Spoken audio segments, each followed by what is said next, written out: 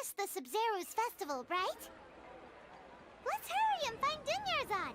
Paimon thinks she must be around the Grand Bazaar, since she showed us around there last time. Time to go.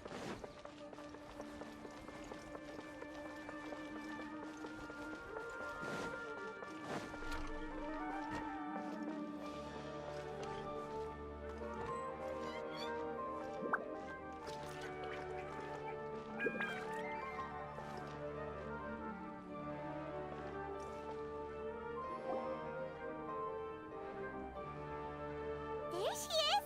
Dunyarzad! We're back! Just as promised, Traveler and Paimon. I'm so glad that you two came back to celebrate Lesser Lord Kusanali's birthday.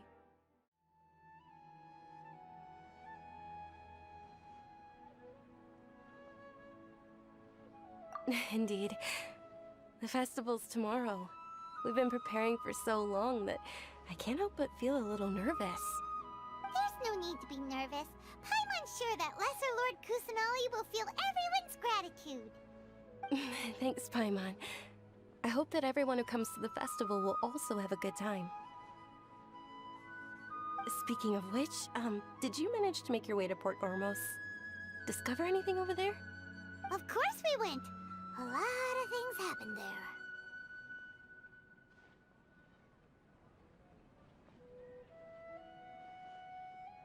I see. Sounds like you two had another exciting adventure. If there is another chance, I would love to join. My lady, if you went to Port Ormos in your current state, we'd both be in for a lifetime of trouble. Dia! You were eavesdropping! It's called covert protection. Keeping an ear out for what's going on around my employer is part of the job. It's alright, Dia. I merely said I would like to go. I know better than to think my body could handle it. The festival's tomorrow. I've been doing nothing but causing trouble for you. So Dia, please take some time to relax. I'll be fine. Even when you put it that way, it still doesn't feel right. Don't worry, my guardian knight. Okay, fine, but only tonight. Tomorrow's a big day, and many no-good scumbags are gonna try to take advantage of that. Oh, you two must be exhausted from your long journey back to the city.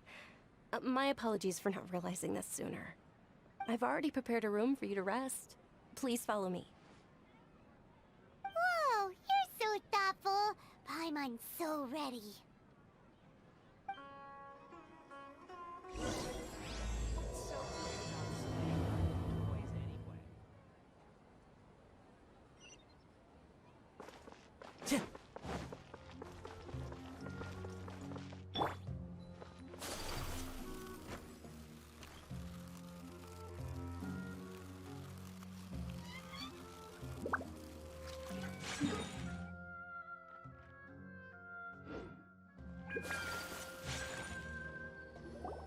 Here we are.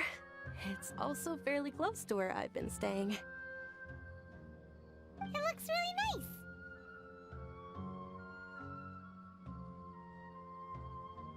nice. Not at all. Just tell me more about your adventures when you next get the chance. That's Paimon's specialty.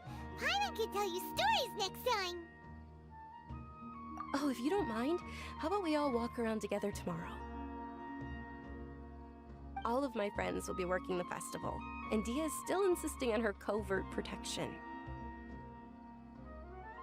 Yeah, it'll be pretty hard to relax and enjoy the festival if Dia's constantly hovering over you, right? Then let's meet at the nearby bazaar first thing tomorrow morning. Have a great night. It's a deal. Good night, Dunyarzad.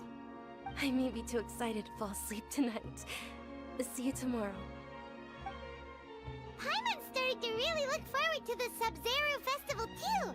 Will there be lots of yummy food? Oh no. Thinking about food is just gonna keep Paimon up all night. The earlier we sleep, the better. Let's go inside, traveler.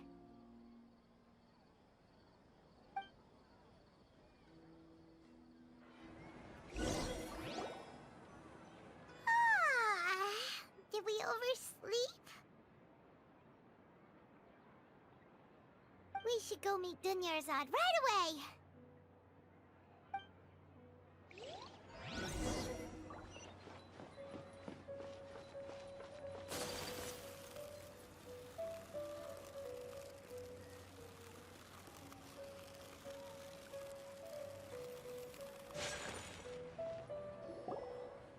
Traveler, Paimon, I've been waiting for you two. Good morning, Dunyarzad. We must have overslept a little bit. Not at all. I arrived early. Today is finally here. I must cherish every moment as if it were gold. You've worked so hard for this day. You gotta enjoy it to the fullest. You know it. It's just that, as expected, I had some trouble falling asleep last night. I'm hoping my body won't be too much of an issue today. Well, shall we? Let's start with the stalls over there. Many vendors came out of the blue to support the event, and they insisted on covering costs themselves. Let's go give them some business. They paid for everything out of pocket? Oh, sounds like they're not in this just for the Mora. They all said that contributing to a lively festival atmosphere is more important than money. Especially since we don't often get to celebrate Lesser Lord Kusanali's birthday. Ooh, they're selling food over that way! Let's... This is a stall offering foods from the Haftmewa feast. Oh, you could tell straight away. I thought most people nowadays wouldn't know. Mushrooms, flowers, and all kind of fruit? It's all vegetarian stuff. Aw, Paimon's a little disappointed. So, what's the Haftmewa feast you mentioned just now? It's another Sabzeruz festival tradition. People used to set their tables with 7 different foods. Generally speaking, the most common selections were foods like Rukashifa mushrooms, lunar lotuses, Sumeru roses, sunsetias, kapulatas, hara fruits, and zaytun peaches. So, the Sabzeruz festival is a vegetarian holiday? You don't have to be a vegetarian to enjoy the spread. We just use the 7 foods to symbolize the 7 virtues of the Dendro Archon. Wait, but if that's the case, if Sumeru uses vegetarian food to represent the Dendro Archon, then wouldn't the Pyro Archon's festival be full of food like roasted fowl, juicy meatballs, grilled steak? Oh, Traveler, we have to go to Natlan as soon as possible! I hope your wish comes true one day, Paimon. Thanks! Alright, how about we also check out some of these other stalls?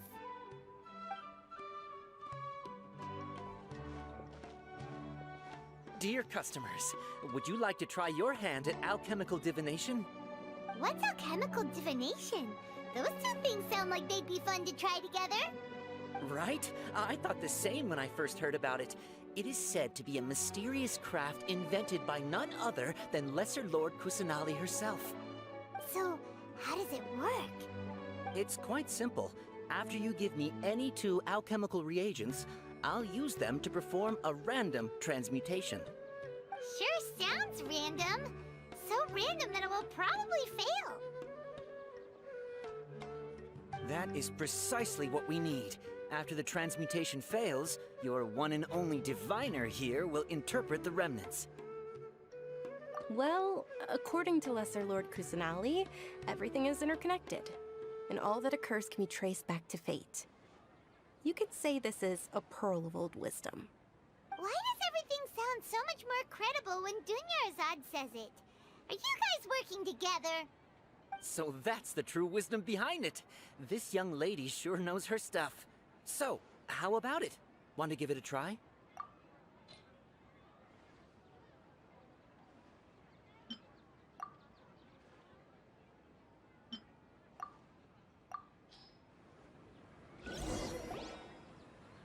Okay, one moment.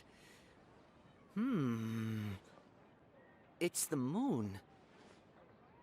Paimon wants to take a look too! Is it? It looks more like a pie that Paimon bit into. Generally speaking, the moon signifies... It means... Wait a moment. Is he really looking it up in a book? Oh, I remember now. It means illusions and lies. Illusions and lies? That sounds rather ominous. Yes, but this book says that if you trust your intuition and overcome your fears, the sun will surely rise. He's not even trying to hide his book anymore.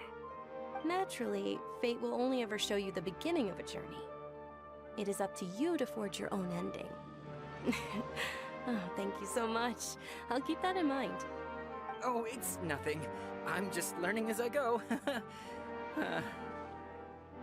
Guess that was still pretty interesting. Okay, on to the next stall. They say the Sabzeruz festival was very lively a long, long time ago. Large flower carriages used to parade through the city. As they headed towards Port Ormos, people would throw flowers, candy, and liquor all along the way. Dunyarzad's eyes are sparkling right now.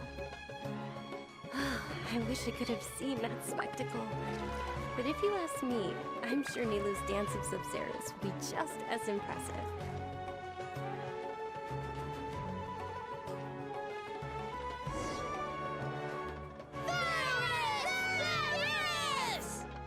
Attention! Soldiers, fall into formation if you want any Yalda candies.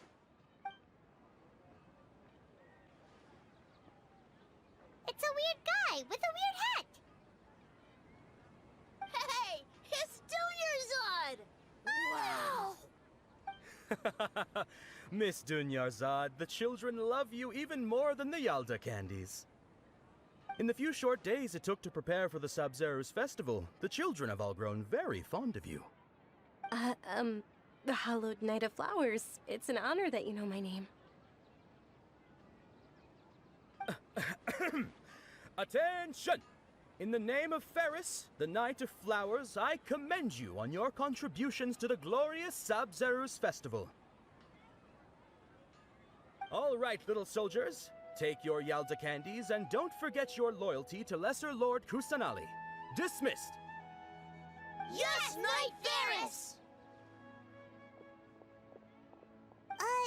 Just what is going on here? Ferris, the Knight of Flowers, is another Sabzeruz festival icon, and one immensely popular with children. In the past, the actor portraying Ferris would also sit on a flower carriage. It's all thanks to Miss Dunyarzad's sponsorship that the children can make such wonderful memories today. As are we to you, Vihar. Oh, not at all. Oh, speaking of tradition, do you want some Yalda candies? They're a festival staple, and I happen to have some boxes readied here. Take a look and pick whichever one you want. Whichever one, don't these boxes all look the same? That is the fun part. Each box contains a random flavor. It's up to the luck of the draw. Flavors include lavender melon, hara fruit, sunsetia. Ooh, those all sound pretty good. And there's also lizard tail and oni kabuto. Huh? What's up with those two flavors? Oni Kabuto is a little spicier than Lizard Tail.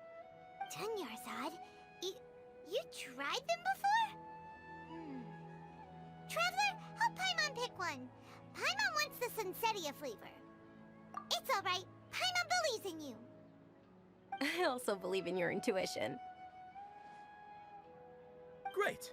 These boxes of candy are numbered 1 to 5 from left to right. Which one do you want?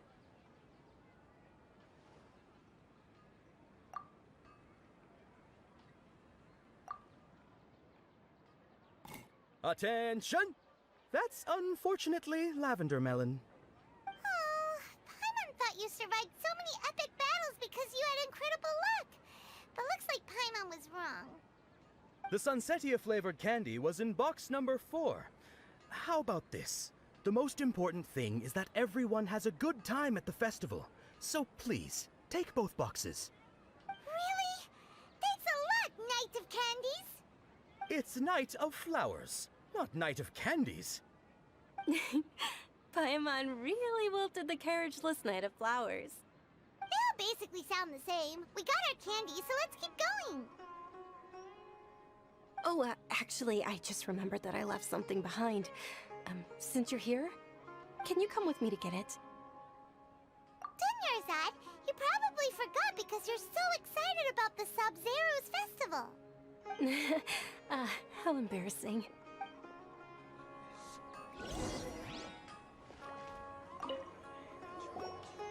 Attention, young soldiers! Are you here to join our ranks?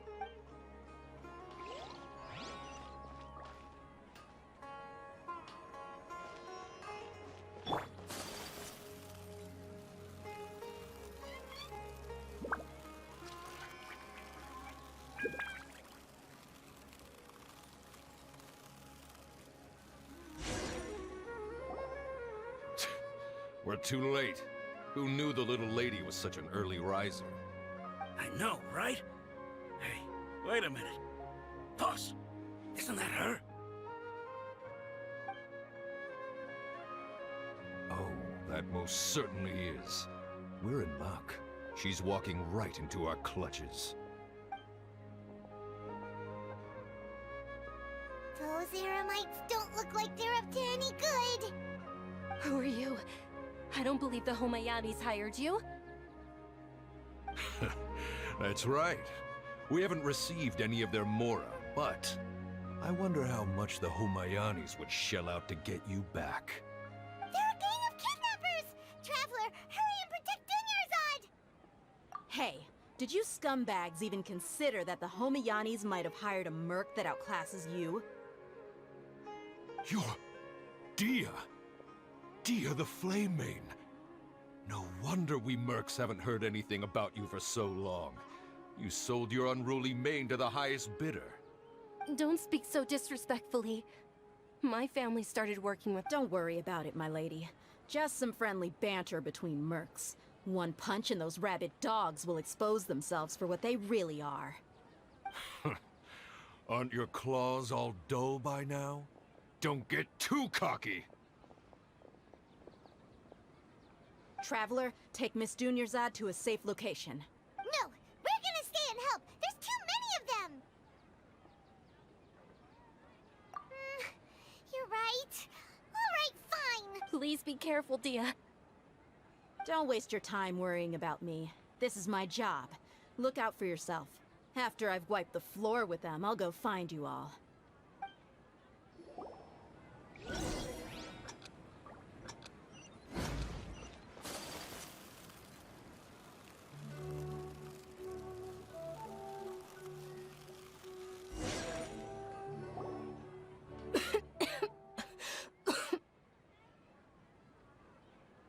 Dunyarzad, are you okay?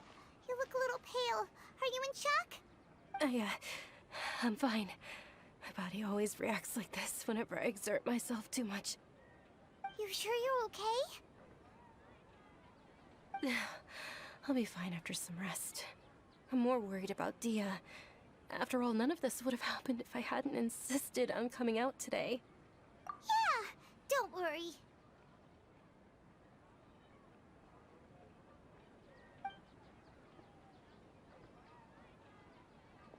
My lady, Traveler, found ya. Dia! You took care of them so fast! Any more of them? Or rather, did anyone follow you? Dia, your arm. Oh, this? I'm fine. It's just a scratch. Normally, they wouldn't have been able to land a hit on me at all, but I'm still getting used to this new greatsword. Please, let me take a closer look. Come on, it's nothing. Us mercs aren't as fragile as you think. Hold on, you said something about a new greatsword. What happened to the one you were using before? About that. Well, I sold it, because I was low on Mora. Stuff like this happens every now and then. It can't be. The anonymous donation that was used for the venue's final round of preparations?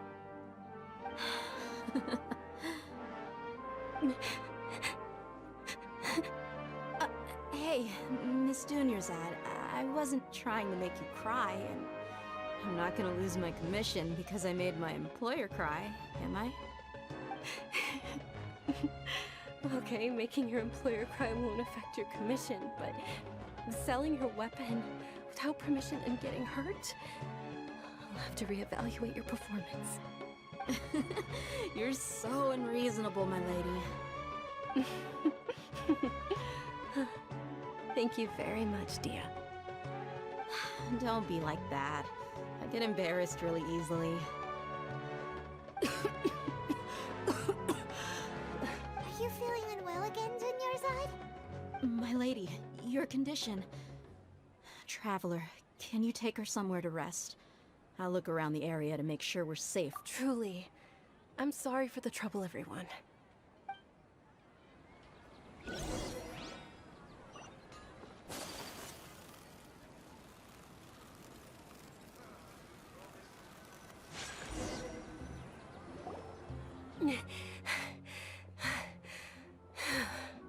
Are you feeling better, Dunyarzad?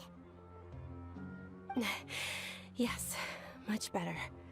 Just give me a few moments and I'll be good to go. I didn't realize you were concerned about it. I guess I shouldn't continue to keep it a secret.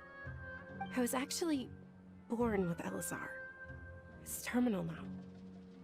Can't believe it's Elazar. Oh, you've already heard of Elazar. In that case, you probably know about its severity. Sumeru's current medical advancements still haven't been able to find a cure. The disease's progression can only be delayed through environmental therapy. Dunyarzad. There's no need to be sad. I've always lived with Elazar and I came to terms with it a long time ago. Compared to the simple fact that I'm afflicted with this, its effects on my life have been much more painful. I know that my family loves me dearly. They've done all they can to provide the best environment for me so that I can live for that much longer. However, I know I will one day succumb to this. Did you know? Before I ran away from home this time, the world outside of my home didn't even know that I existed. Since I was a child, all I could do was sit on my bed and stare at everything outside of my window. I'm sure my family's worried and disappointed in me for running away, but I just didn't want to have any regrets. I wanted to meet other people. To me, there's nothing more beautiful than being able to meet and speak with others. Not to mention the incredible time spent preparing for the festival. The joy on everyone's faces here, and all the support I've received from friends like Dia. This way, when my final day does arrive, it will be less sorrowful. At the very least, many people will remember that I once existed in this world, right? As long as you don't forget Paimon, Paimon also won't forget about you. No, even if you forget Paimon, Paimon will still remember you. Thank you two so much. I apologize for the depressing conversation. This is out of character for me. To be honest, Lesser Lord Kusanali gave me the courage to do all of this. If it weren't for her encouragement, I wouldn't have taken that first step. Thanks.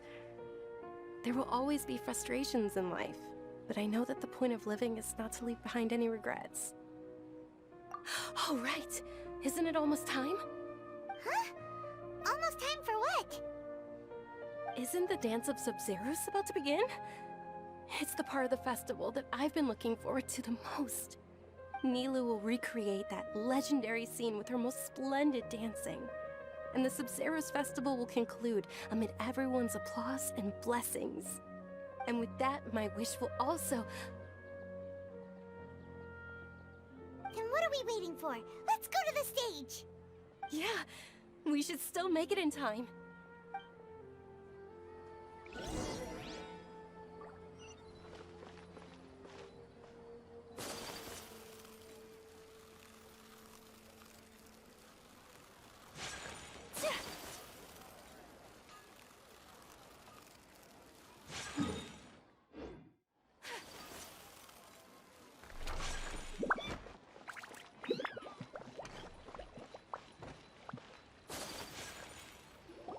Were you not aware that the law prohibits this type of performance from taking place without prior permission? Over there! Someone's yelling at Nilu!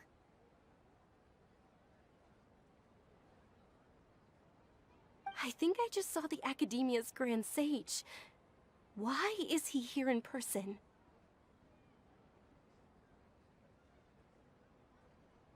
But the Dance of Sabzeruz is one of the key parts of the Sabzeruz festival. If we can't perform it... The Sabzeruz Festival. The law also prohibits the private hosting of large-scale religious festivals. Only the Academia can host such an event.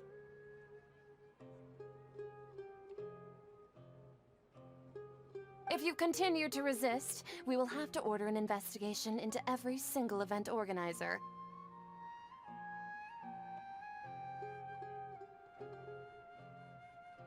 The Grand Sage has already granted you much leniency.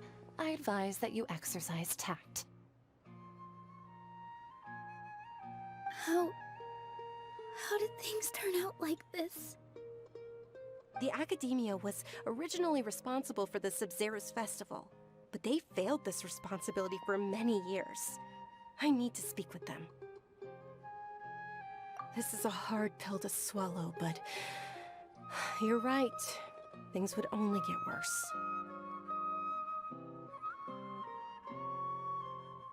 Art, dance. Aren't you ashamed of pursuing such frivolous and meaningless activities in this land of knowledge and reason? Our archon created the utopia that is Sumeru City for all scholars who sought validity, verity, and truth, while people like you wish to defile it. No. I believe that our archon never rejected the arts. Even the goddess of flowers dedicated a dance to her. With your lack of intellectual credentials, I do not believe you are qualified to debate with me. What you should be doing is finding workers to tear down this ridiculous eyesore.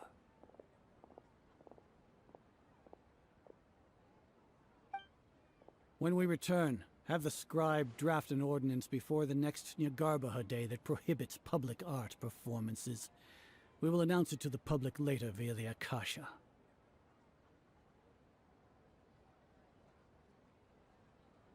Understood. I will inform him when I return. The Sabzeruz Festival. Go celebrate the birth of that god to your heart's content. Nilu, are you okay? Oh, Dunyarzad. You all saw that just now? The Grand Sage ordered us to stop the performance. Yeah. Let's go somewhere the Academia can't find us and perform there. But how do we let everyone know? And what about the atmosphere on the stage? Or we could get people to block them off so they can't interrupt the performance. No. They just threatened to investigate the organizers. If we were caught... Nilu, it's all right. Don't worry about it. But you've been looking forward to the Dance of Sabzeruz so much. And I know how important this festival is to you. I don't want you to have any regrets. It's okay. Seeing you care this much about my feelings is more than enough. It would be too risky to continue the Sabzeruz Festival at this point. I don't want to get everyone in trouble. If you say so. But... you can sneak out for the next Sabzeruz Festival, right? We'll make sure the next one is a smashing success. The next one. Yes. Okay. It's a promise. It will be a smashing success. I can't believe this is how things turned out. Those heartless geezers. It really is okay. There's nothing we can do about it.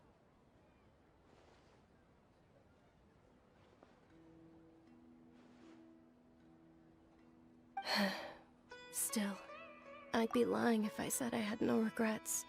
I would have loved to see Milu's dance.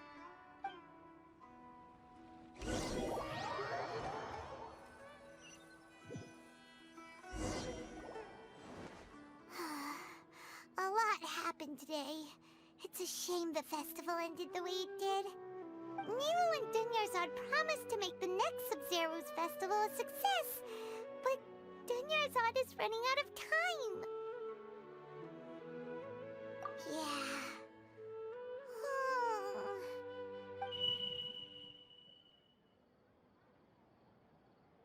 All connections have been secured to construct the most stable framework possible. The project has entered its most critical phase. Power has begun to flow from...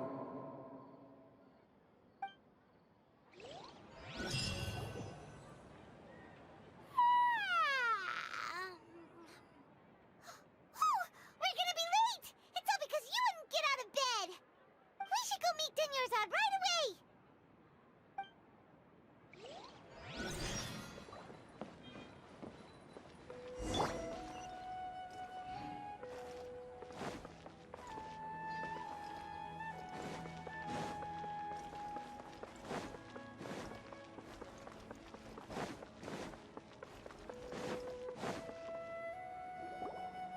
Good morning, Dunyarzad. Sorry we're late. Not at all. I arrived early. You seem kinda tired. Did you not get enough sleep? I'm doing well. There's no need to worry. Shall we go? Let's start with the stalls over there. Sure! Traveler?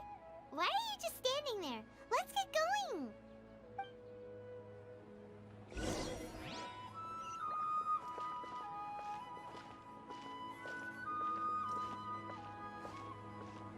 Ooh, they're selling food over that way! Let's go take a look!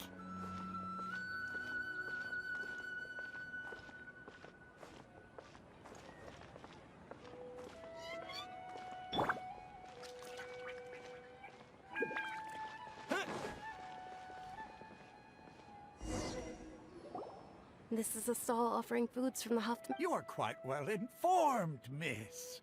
I thought most people nowadays would... They're all plants! Actually, what is the Haftmewa feast? It's one of the Sabzeruz festival's traditions. People used to set their tables with 7 different foods to symbolize the 7 virtues of the Archon. Remnants appear to be in the form of the moon. Really? Paimon thought it looked like some kind of food. The moon signifies... It's escaping me for now. Is he really looking it up in a book? Oh, right. But if you trust your intuition and overcome your fears, the sun will surely rise. Understood. I'll keep that in mind. Oh, it's nothing. I'm just learning as I go. Guess that was still pretty interesting. Okay, on to the next stall. So, where to next?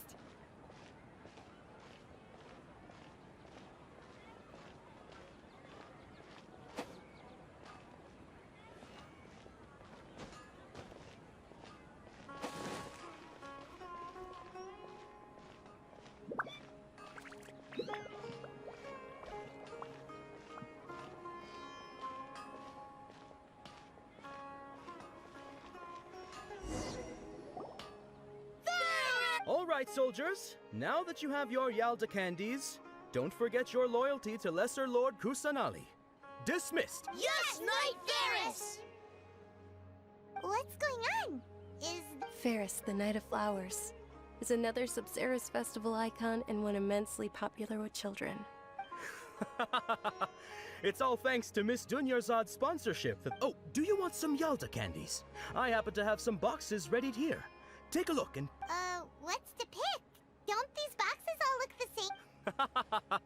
It's not... Ooh, how And there's also Lizard Tail and Oni Kabuto. Oh, why are those flavors even... Traveler, help Paimon pick one. Paimon wants to eat the Sensatia flavor. Great! These boxes of candy are numbered 1 to 5 from left to right. Which one do you want?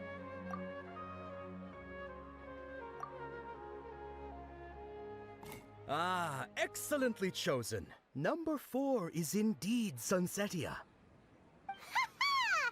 Paimon bet you had incredible luck, and Paimon was right!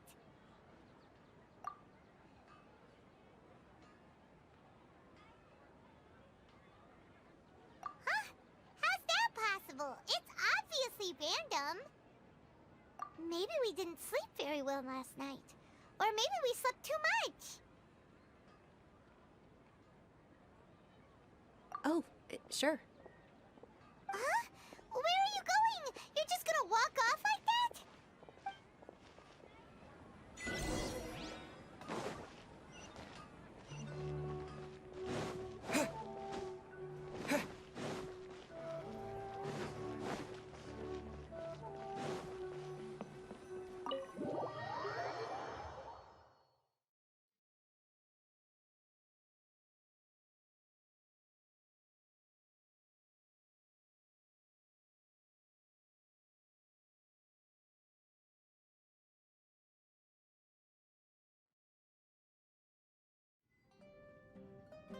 A feeling of deja vu?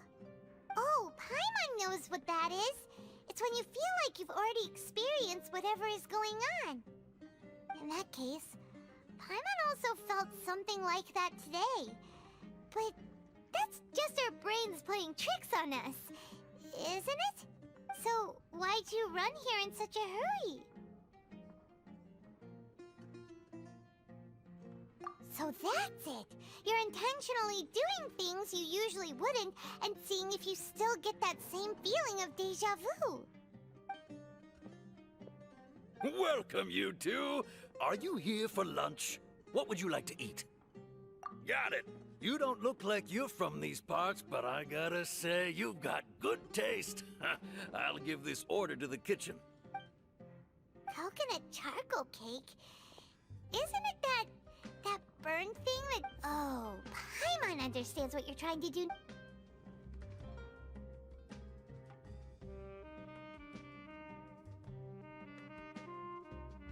That thing? Are you really gonna eat it? Isn't this going a bit too far?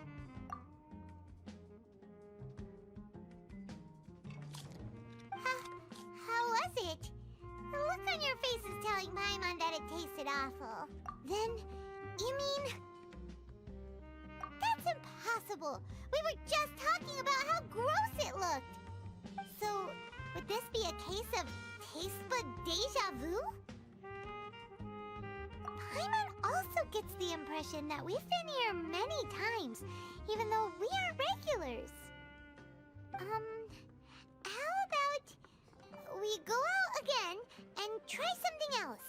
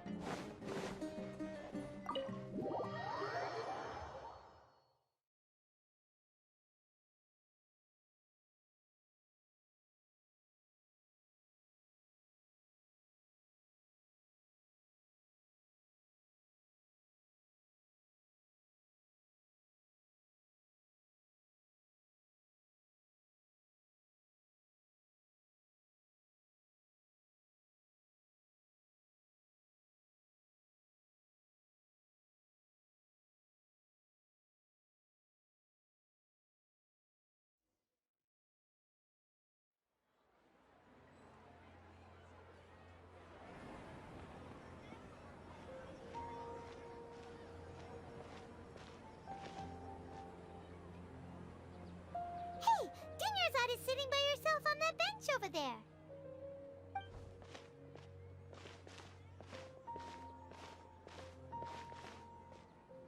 What a coincidence, Dinyarzad. We meet again. Why are you sitting here all by yourself? Oh, I ran into some kidnappers just now, but thankfully Dia came to my rescue. I started to feel unwell after that, so I sat down here. Kidnappers? Oh my goodness, are you hurt? I'm okay. Dia's arm got scratched, but it isn't serious. Whew. That's a big relief. But, Dunyarzad, you seem a little down today. It's the Sabzeruz festival, and you've been looking forward to it so much! Not at all. I've always been like this. Excessive physical exertion or strong emotions tend to aggravate my illness. Besides, no matter how amazing today may be, it is but a single day. After however many more days, my time will come to an end. Paimon doesn't quite follow you, and Paimon feels like something's really got you down right now. It really is fine. I don't mind. Huh? Did something happen? Dunyarzad, have you ever felt deja vu? You know, like when you've already experienced something that's happening right now? Deja vu? No. But my days have been the same for years now. Even if I were feeling deja vu, I suppose I would already be used to it. Oh, Paimon sees. Then, is it only the two of us? It's almost time. Huh? Time for what? Nilou's Dance of Sabzeruz is about to begin. Let's go.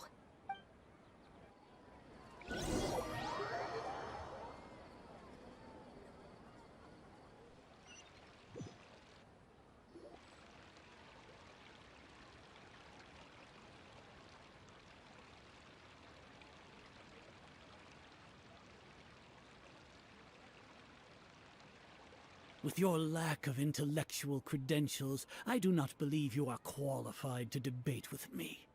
What you should be doing is finding workers to tear down this ridiculous eyesore. When we return, have the scribe draft an ordinance before the next Nyagarbaha Day that prohibits public art performances. We will publicly announce it later through the Akasha. Understood. I will inform him when I return. The Sabzeruz festival. Go celebrate the birth of that god to your heart's content.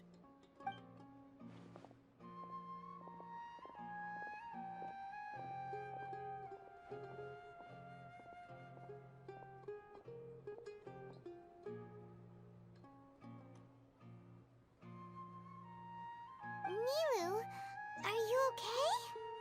Oh, Dunyarzad. The Grand Sage ordered us to stop the performance. It's okay. There's nothing we can do about it. But you've been really looking forward to this. I don't want you to have any regrets. It truly is unfortunate, but I don't want to cause trouble for anyone. Didn't the Grand Sage say that he might investigate the organizers? True, but... well, okay. I'll just have to try again next year. The next festival. I probably won't be around by then. Wait, what did you just say? No, nothing. I'll be heading back to rest. Thank you for your help, everyone. Paimon can't believe what those heartless geezers did! Did Dunyarzad already go back? We should also return and get some sleep.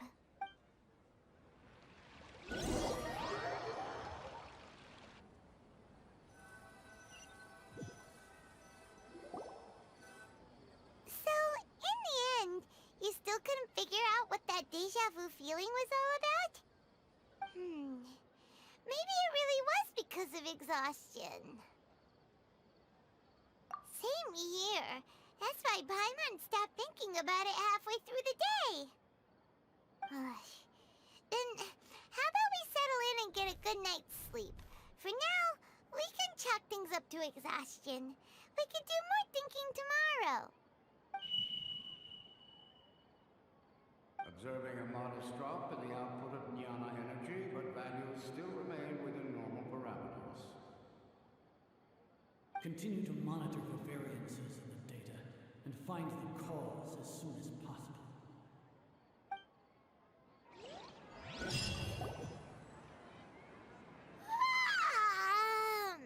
Why does Paimon feel so tired after so much sleep?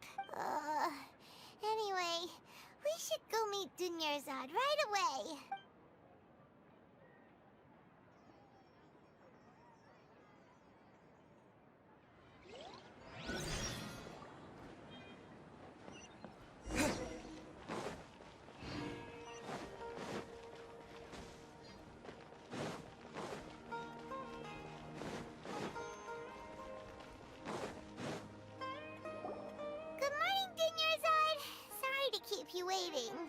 Not at all.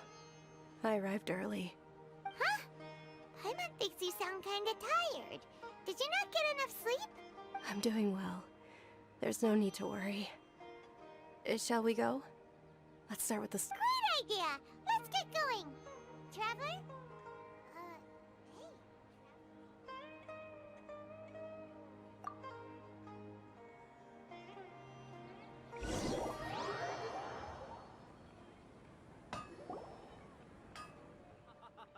It's all thanks to Miss Dunyarzad's sponsorship that the children can enjoy the Sabzeruz festival. Oh, are you interested in Yalda candies? Not... It's not that simple. Each box contains a random...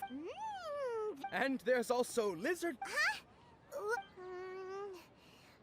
No problem. These boxes of candy are numbered 1 to 5 from left to right. Which one do you want? Oh, I like your confidence. No hesitation at all. Oh, congratulations! Number 4 is indeed Sunsetia.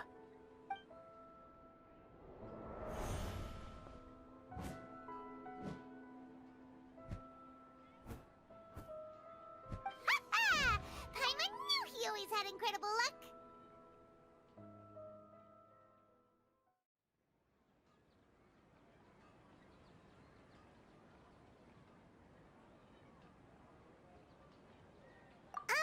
Paimon's not really interested in the other flavors.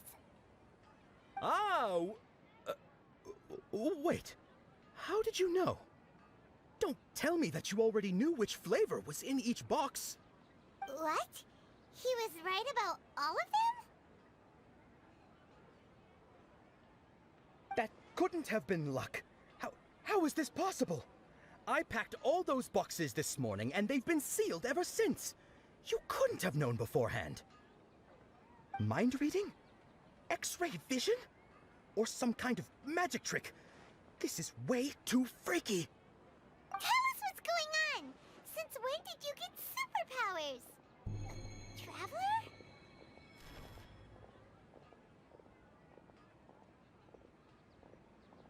Hey, where are you going?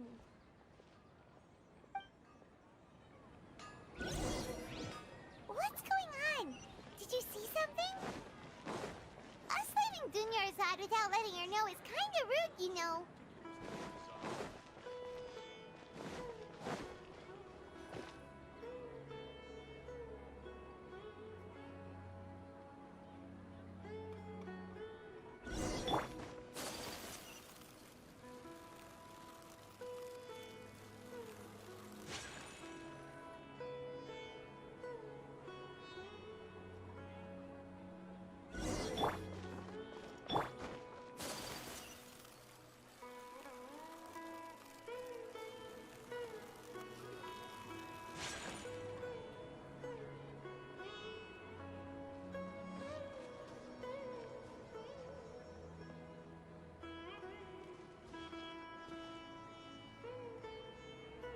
What are you looking for?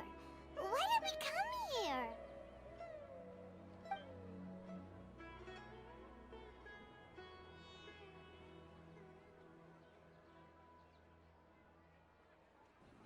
Traveler?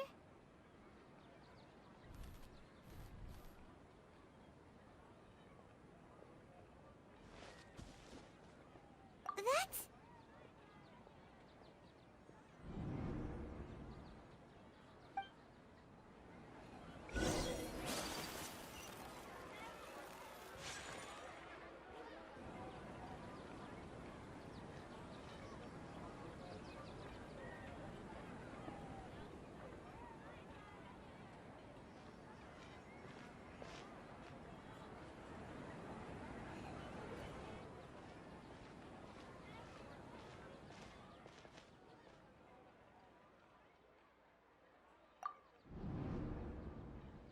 Look! That's... Isn't that Dunyarzad? What's happening here? Why are there 2 Dunyarzads? You already know that this isn't your first Sabzeruz festival, don't you? I'm sure you already know how to use this. A knowledge capsule? Where did you get it? What's inside? You should use it too, Paimon. You know Paimon? Well, this seems kinda sketchy, but Paimon feels like this is what we should do.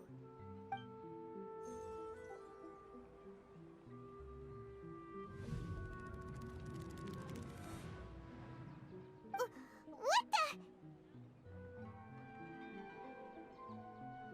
This is our 20th time at the Sabzeruz festival? Huh? No. The 30th? 40th? Just how many times have we been to the Sabzeruz festival? Have we been trapped in a single day? If it weren't for you, we wouldn't have even realized. What the heck was inside that knowledge capsule? Your memories are still scrambled? Try your best to remember. This isn't the first time we've met, and I answered that question a long time ago. Let Paimon think. Oh, it's coming back. Meeting you was the real catalyst for restoring our memories, and the knowledge capsule was just your means of showing our minds the way. What about everyone else? Why are you only helping the two of us? Your sense of deja vu is stronger than everyone else's, yes? As for an explanation, you two received the blessing of Dendro, and you also have special, sensitive constitutions. It was as if a single sheet of paper was separating those memories from your consciousness. A familiar question. I think this is the 7th time you asked that. As you can see, she isn't doing well. You probably sensed it too. The Dunyarzad you were just with is different from the first Dunyarzad you met. That first Dunyarzad is in front of you right now, and she doesn't have a lot of time left. Looks like you're almost done sorting out your brain. Oh yeah, I'm Nahida. Good, you passed the test. What's happening? You can awaken our memories, and you seem like you know what's going on. Oh, wait, please don't tell Paimon even you don't know. Everything in this world runs in a loop. This cycle is called a Samsara. You, me, and everyone else are all stuck inside a one-day Samsara. As for the truth, that's on you to find out. If you were told the truth instead of discovering it yourselves, it would literally blow your minds. I don't know how you'd be after that. I can only give you surface-level help, like bits of information and subtle hints. For the rest of the time, I'll be doing all I can to slow down Dunyarzad's illness. She looks like she isn't doing well at all. Her illness gets worse after each Sabzeruz festival. If we can break out of the Samsara, I might be able to save her. But as things are right now, she's just a small bird in the sky that's about to lose its last feathers. All I can do is raise a gale to delay her fall. You sure love to use weird analogies. Analogies are wonderful tools. They let you use existing knowledge to understand unfamiliar things. Okay, so, with what you know so far, what do you think the truth is?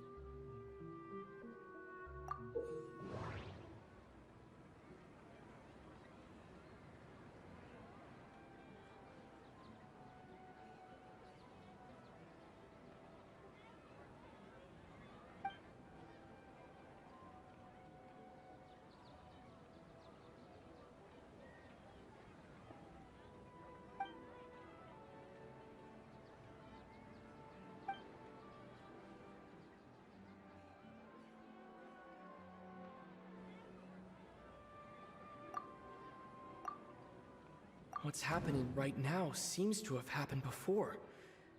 This feeling has been getting stronger and stronger. My mind feels exhausted, even though I haven't done too much thinking. What is going on? The moon, illusions, and lies. What do they all mean? We've already experienced the Sabzeruz festival many times, and the day of the festival seems to be in a perpetual samsara.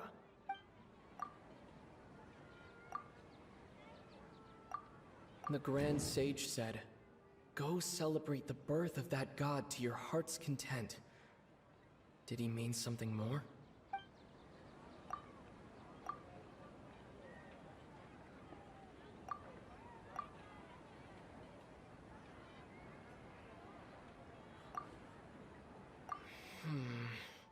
I can't seem to cohesively piece everything together.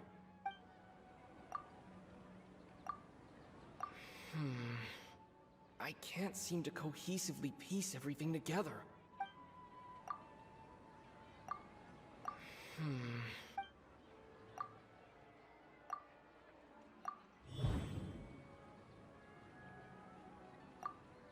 That should be it. The flow of time is endlessly cycling within one single day. A time loop. You've given similarly wrong answers in the past. A pity. Still the wrong answer? Paimon thought that made a lot of sense. It feels like time's just repeating itself. A simple time loop can't explain some of the phenomena. You two are still missing a lot of information. Unfortunately, I can't give you any more hints. Dunyarzad. The Sabzeruz festival is happening every day, but that doesn't mean we can waste an infinite amount of them. Hurry and find the truth before today's festival ends.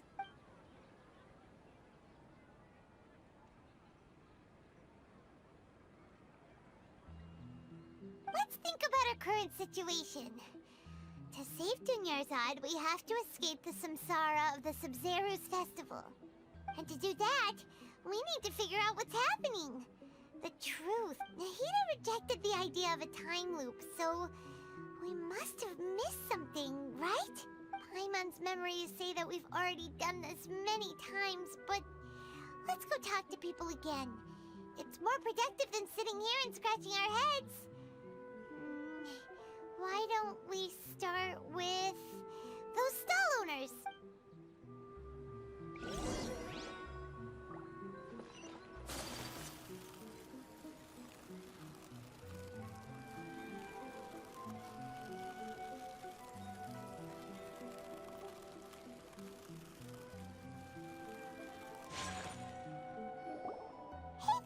Hey, it's you guys. I see. Did you come back to buy something? I guarantee the freshness of my products. I harvested them from the forest just yesterday. Huh? What brought this about? I hurried back from the forest yesterday, and I'm selling produce here today. I haven't felt anything strange. To put it another way, if you really think about it, was yesterday truly yesterday? What kind of philosophical nonsense is that? Didn't you know that no one dreams in Sumeru? Go somewhere else if you want to find someone to daydream with. He actually has a point. Is this a dream? Is everyone dreaming? True. Anyway, if this all really were just a dream, we would have woken up a long time ago.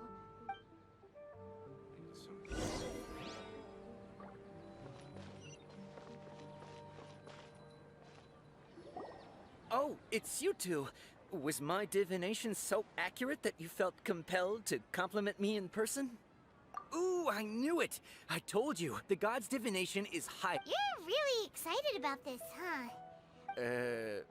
Help you better? So, you're admitting that you don't have a... Anyway, what kind of situation did you get into? Huh? Hold on a second.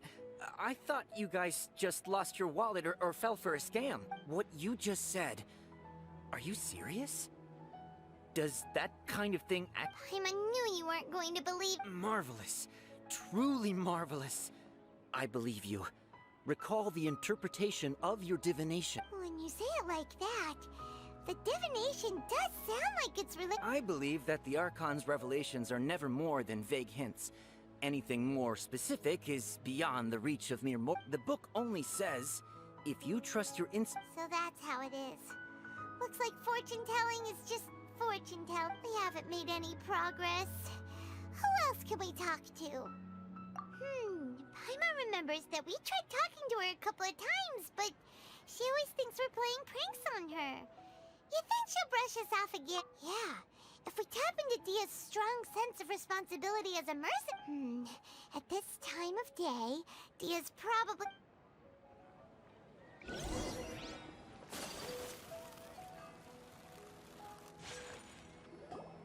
I'm fine, my lady. Perfect timing. Both of you— Paimon, Traveler, you came at just the right time. Listen, there was a dangerous Huh? You saw? Then why didn't you jump in earlier? You want the Traveler to take Dunyarzad somewhere to rest up while you check to see if there's still any kidnappers around. How did you know what I was going to— We need to say something convincing.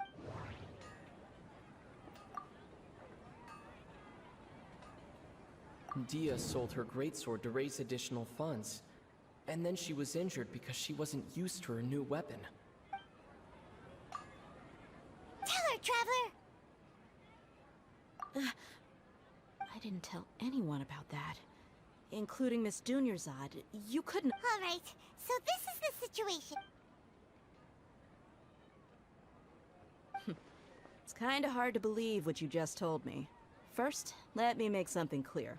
Most of us desert dwellers might not be the scholarly type, but we do have basic common sense. She's quieter than usual. Yeah, she isn't the same as her parents said that this is how she was like at first. Huh? I don't quite understand what you're all talking about. My lady, are you angry? All right, I'll give you the benefit of the doubt since you knew about my greatsword.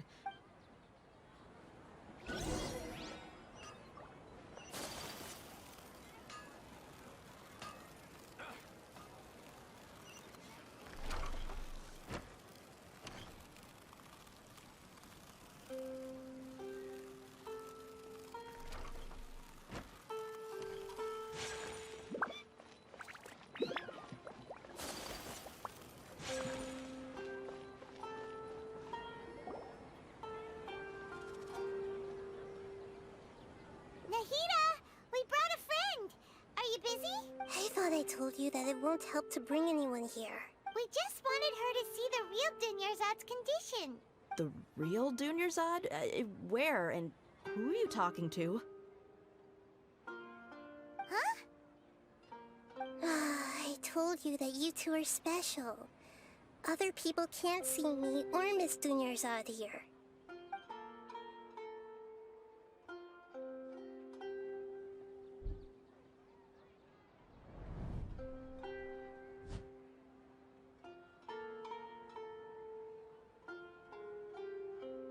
Hold on. Over there. Is that? Wow. How perceptive. Does she have invisible antennae? Miss Dunyarzad, she's lying down here, isn't she? How's she doing? Her condition's really bad, and she's basically in a coma. How did you know she was here? I can sense her aura. There are also lingering feelings of something like regret or disappointment. What happened? Do you believe us now? The Sabzeruz festival has been repeating itself. So, you think the sages are behind this? Yeah, they've always been against us. Wouldn't surprise me if they're using the Akasha to intentionally repeat the Sabzeruz festival as a sick joke. You have a point. Aside from the Dendro Archon, the Academia's sages are the only ones in Sumeru who could pull off something like this. Maybe there's more to the Akasha than we know. Right! Didn't you awaken our memories using something that looked like a knowledge capsule? That means you must know something about the Akasha!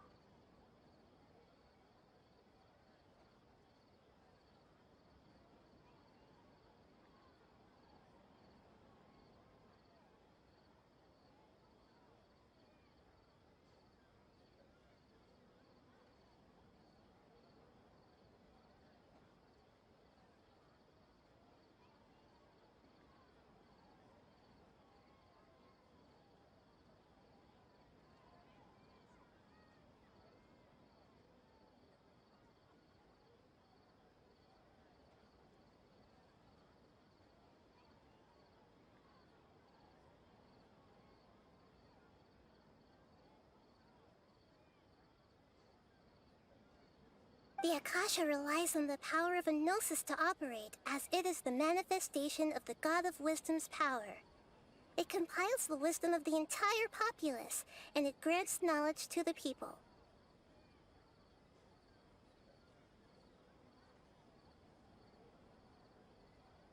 A gnosis could do that? No wonder the Akasha is so magical. It's being powered by the gnosis of Sumeru's archon. So, this Nahida you mentioned, what did she say? She said, and Paimon quotes, "The Akasha relies on the power of a gnosis to operate, as it is the manifestation of the God of Wisdom's power. It compiles the wisdom of the entire populace, and it grants knowledge to the people." Compiles the wisdom of the entire populace and grants knowledge to the people. Wait. I get the grants knowledge part. That's what people have always used the Akasha for. But compiling the entire populace's wisdom? How does that work? Did she mean that the sages enter new knowledge into the Akasha? Oh yeah, that sounds about right. What do you think?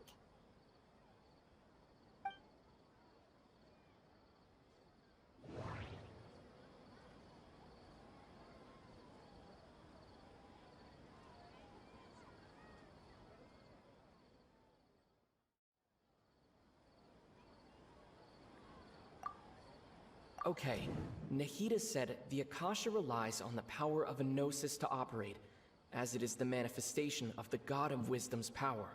It compiles the wisdom of the entire populace, and it grants knowledge to the people.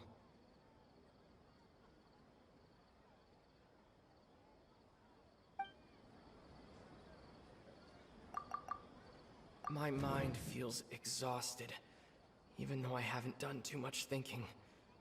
What is going on? What's happening right now seems to have happened before. People in Sumeru don't dream. What a strange phenomenon. That doesn't sound right. I need to carefully think things through. That doesn't sound right. I need to carefully think things through. What's happening right now seems to have happened before. This feeling has been getting stronger and stronger. That doesn't sound right. I need to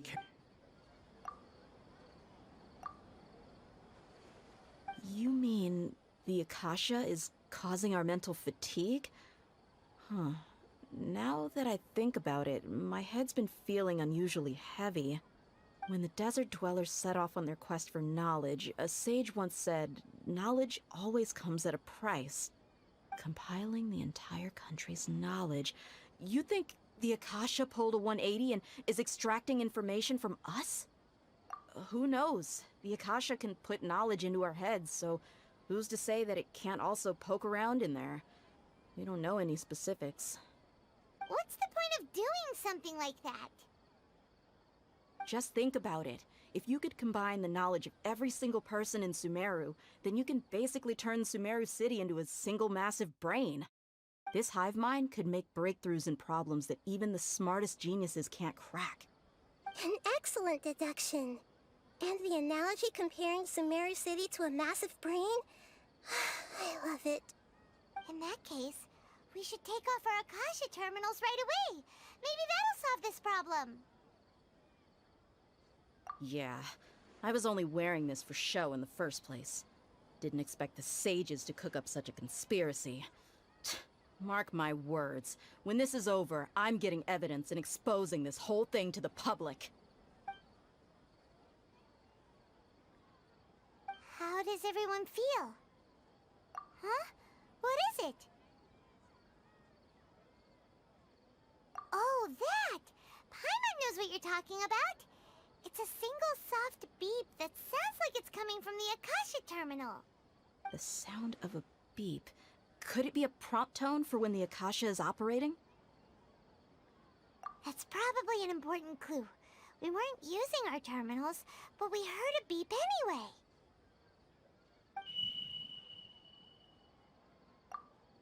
Traveler, did you hear that? I heard it too. Our ears aren't messing with us. There was definitely a beep, but it sounded like it was coming from inside my head. We took off our Akasha terminals.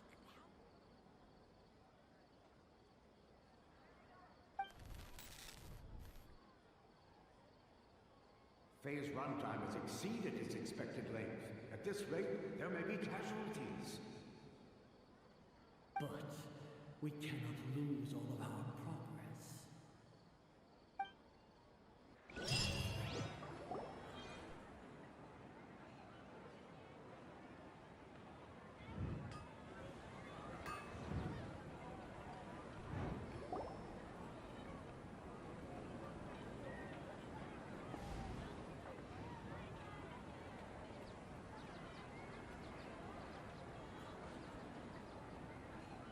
Paimon remembers everything!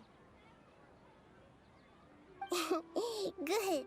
You adapted quickly this time. We definitely took off our Akasha terminals last night, but we still heard that beep. Why's that? But now we can at least confirm one thing. The Akasha definitely has something to do with whatever's trapping us in this cycle. Oh, Paimon doesn't get it. Why would the Akasha go this far if all it wants is everybody's wisdom? It's extremely difficult for lab rats in an experiment to understand why they're being treated the way they are. If we're lab rats, then what are you? Nahida, you've never told us anything about yourself. I guess I'm the moon. The moon? Wasn't that the result of our divination? Anyway, knowing who I am won't help you get closer to the truth, so you should focus on other things. Don't get distracted and miss any clues. Okay then. Dia helped us a lot yesterday, so let's go find her. If Paimon's reading the time correctly, those kidnappers should be showing up soon.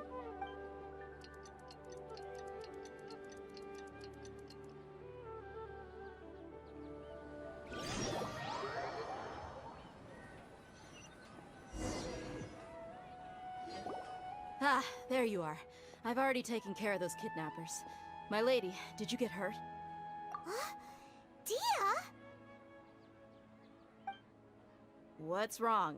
Why are you both gawking at me like that? You didn't get hurt this time.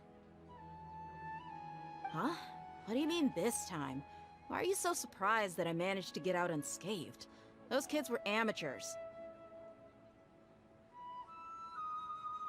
Shh! How did you know about my greatsword? I haven't told anyone about it. Please, don't tell Miss Dunyarzad.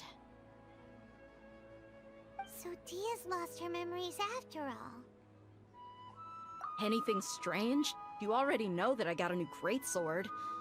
If I had to say something, it's weird how such a new weapon could feel so familiar. It's as if I've already used it to fight a countless number of battles. You're saying that although you don't remember using it, your body feels like it does? That's right. Both mercenaries and warriors heavily rely on muscle memory. Only knowing the theory of battle won't get you anywhere. Traveler, what do you think? Yeah, Paimon's feeling really hopeful.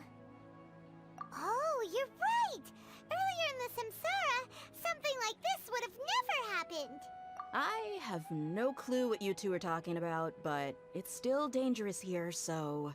So you want us to take Dunyarzad somewhere else to rest while you check if there are still more kidnappers around, right?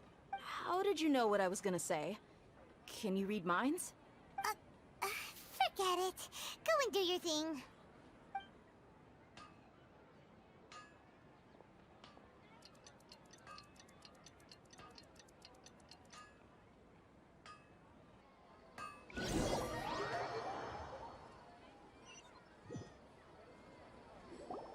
Whew. It's finally nighttime. Aside from Dia not getting injured, everything seems to have stayed the same. Listen, Nahida, we found out that Dia got out just fine today, even though she got injured every other time she fought the kidnappers. Do you think the Samsara has been broken? Have we saved Dunyarzad? Really? Good job on all that progress. Get some good sleep tonight. Hey, what kind of an answer is that? Tomorrow will come. Everyone assumes this is common knowledge, but the only way you can know that for sure is if you experience tomorrow. How many todays has it been? Is it possible that today will be followed by yesterday? Does tomorrow truly exist as anything beyond a made-up concept? It's even possible that this entire world is a lie, and the history of the whole world has just been one endless Sabzeruz festival. Okay, no more. Paimon's brain is already shut down. That's why it makes no sense to waste your energy thinking about things you will learn tomorrow. Get some good rest. You know, use the bathroom and flush your anxiety dookie away. Huh? Hold on, what did you just say? Did Paimon hear you correctly? Huh? People always say they feel a sense of relief after they take a duk-duk. That's why I suggested you could try that. Is that so strange? It's so strange and so against common sense that Paimon's at a loss for words. You were sounding kind of smart just a minute ago. Yeah. Even though it's happy and lively at the Sabzeruz festival every day. Continue the harvest. Compared to what we stand to achieve, these sacrifices are trivial.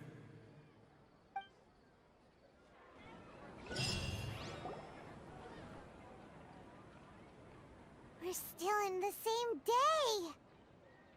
Nahida, you already knew last night that we didn't break out of the Samsara? Why did you tell us? Would there have been a point? You would have spent the night with new worries, with tomorrow still out of reach. In that case, you might as well rest within that brief moment of hope. An opportunity like that doesn't come by often, and I thought it might help you clear your minds. Paimon thought the Duke did that! Whatever. Guess you were looking out for us after all. Of course. In the time we've been together, you two have been everything to me. Paimon's flattered and everything, but maybe you're taking things a little fast. What I mean is, even though I had asked you to solve this puzzle, you two are still the only ones who can see me and sense my presence. In other words, if you weren't here, I may as well not exist. That's why you two have been everything to me. Get it? Nahida's talking about confusing stuff again. Anyway, that's enough chit-chat. So, Traveler, did the new clues yesterday help you gain a new understanding of the situation? Huh? Why are you scrapping your previous theory?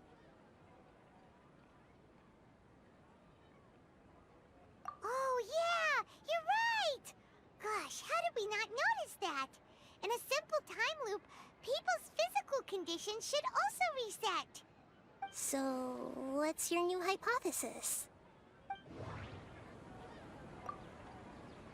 The beep is a prompt tone for Akasha operations. We still hear it every night, even though we removed our Akasha terminals. Okay, Nahida said the Akasha relies on the power of a gnosis to operate, as it is... We've already experienced the Sabzeruz festival many... Mercenaries rely heavily on muscle memory, and Dia was able to use her experiences to avoid injury. The moon, illusions, and lies.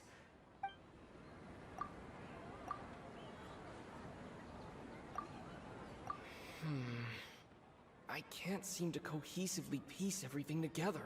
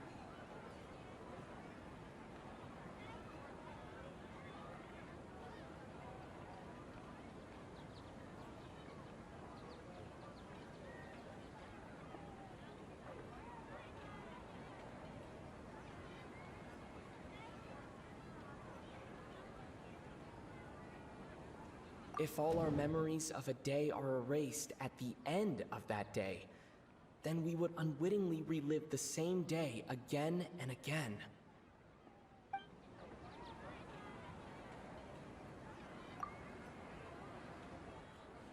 Oh!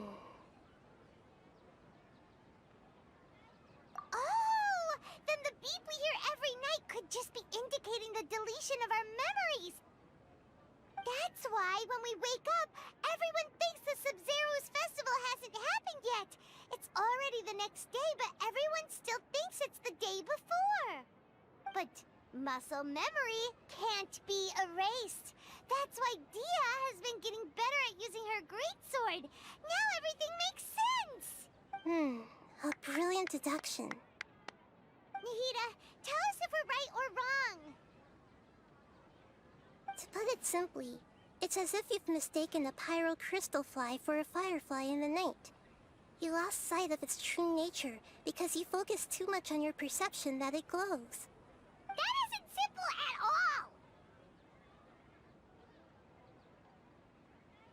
all! Why don't you go talk to Miss Dia again? You might learn something new. Right! She did help us find our latest clue after all. Let's go!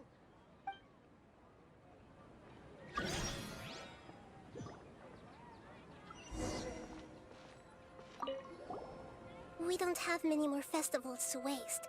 Hurry and find the truth.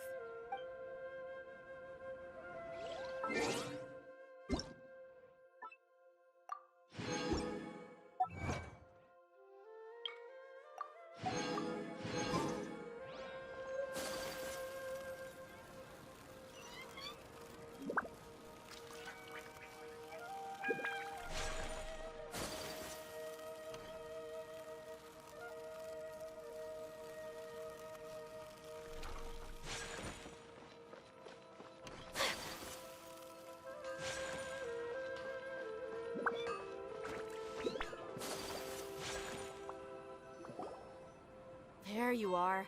Really took me a while to find you. As expected, Dia also... Get hurt? Why would I? Well, you're still getting used to your... Truth be told, I also think it's pretty strange. It just suddenly felt so familiar and... Traveler, could you explain the situation to her today? Paimon's gotten a little sick of doing it. Oh, that works!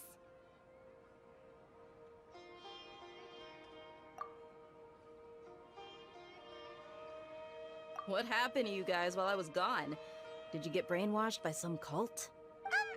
Don't think too hard about it. Just take what we're saying at face value. All right then, let me get this straight. You're telling me that my body's already gotten used to this great sword, but my brain just... Yes! Your memory's being erased every day! Then I'd have to disagree. That's impossible. Oh? Why do you think that? If we've actually been reliving the Sabzeruz festival day after day, then what happened to the things we used, the money we spent, the food we ate? Common sense says my wallet should have emptied itself a long time ago. There's no way I wouldn't have noticed that.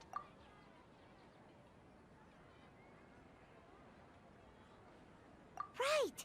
They could use the Akasha to record what everyone did that day, and then use the city's resources to replenish everything! It's not very likely, but it's also not impossible. No, it is impossible. I've got proof. You have proof? Where? You two are surprisingly serious about this nonsensical discussion. Fine, I'll play along for a little longer. Come with me, Miss Dunyarzad. Please come along as well. I still can't guarantee that this area is safe. Paimon can't believe it's Dia who wants to show us something this time. 2 days ago, we were the ones taking her to see Dunyarzad.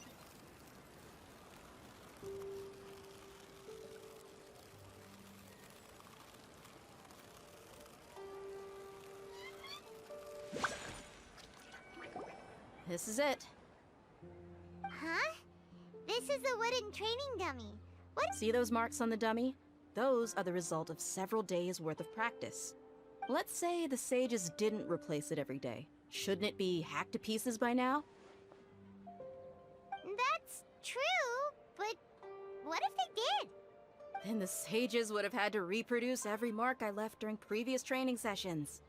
I'm a professional fighter. My martial school has always emphasized the importance of refined control.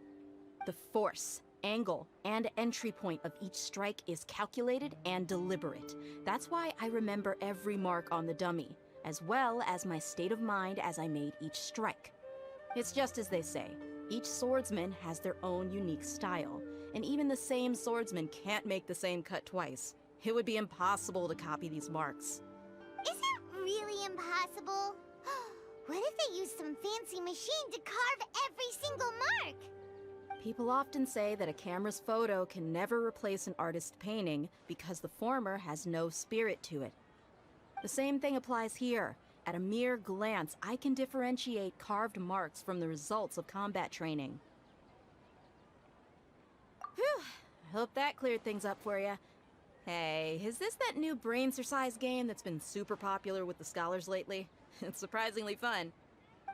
Anyway, it's getting late. I should escort Miss Dunyarzad to Nilu's stage. See you later. Well, back to square one. Is our memory deletion theory also wrong? But at least we've reached some other conclusions in the meantime. Yep, that's true. So, can we think of any new ideas right now? Strange? Paimon feels like everything's been strange lately. Huh? Leaving the city? You're right! It's really strange how we never thought of such a simple solution! Many things should become clear if we can confirm the flow of time outside of the city. Paimon can't believe it! Did we miss this because we're tunnel visioning too hard on our other theories? Or because we're just too tired? How about we go back and ask Nahida? Maybe we've forgotten something about leaving the city.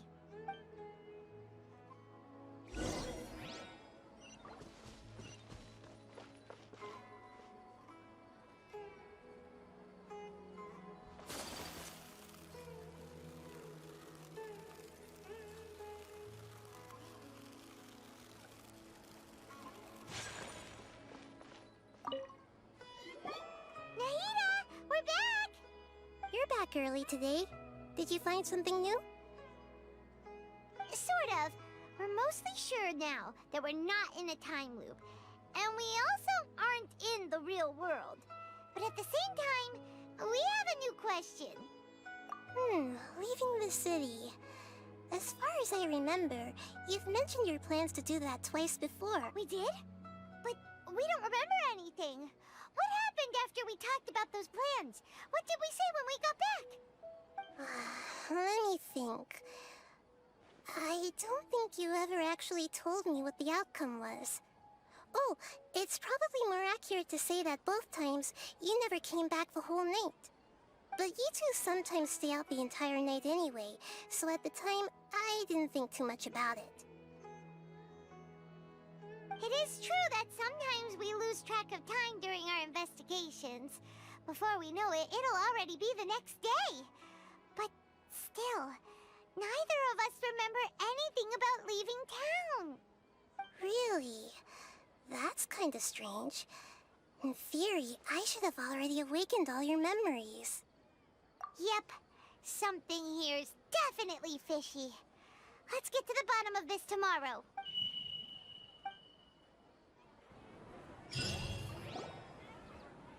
Our memories are back! About that... Well, where should Paimon begin? Traveler, aside from your memories that were just restored, I have another message for you. Listen to it and you'll understand. Can't go back. There are countless spaces here. Our Sabzeruz festival in Sumeru City is just one of them.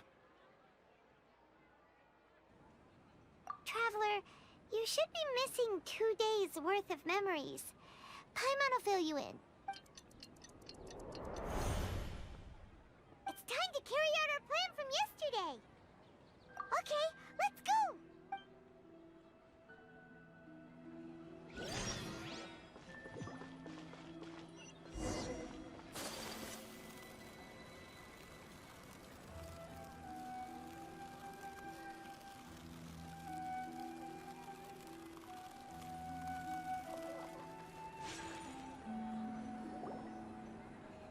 Why can't we leave the city? What is the Academia up to now? Don't ask me. It's not like I can tell you anything. This is a direct order from the Grand Sage. Just wait until tomorrow. I have a real emergency. My goods have already arrived at Port Ormos. If I don't hurry, they'll be stolen. That's your problem. Make sure you make a request in advance next time. But it's not like you can just predict business matters in advance.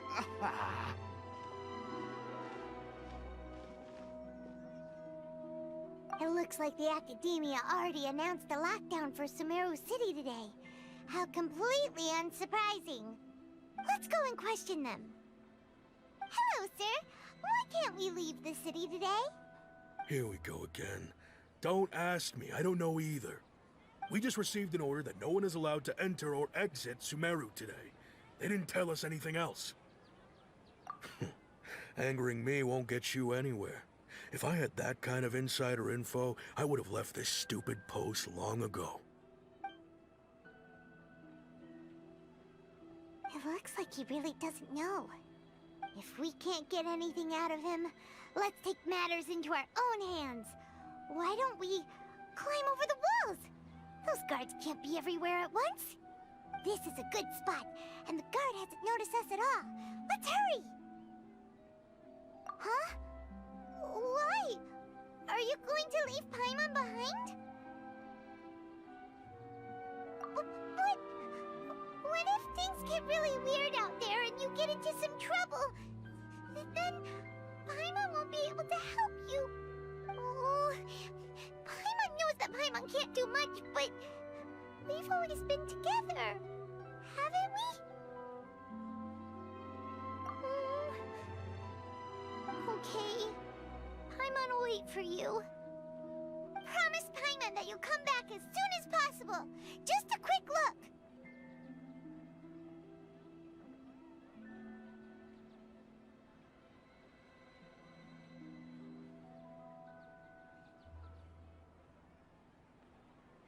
And please, be careful.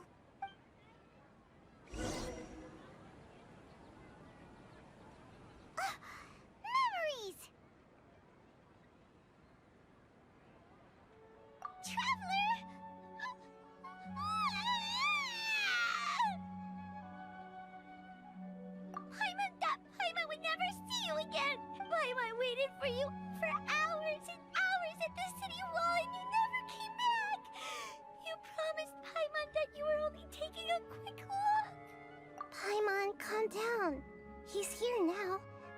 think he understood what you were saying.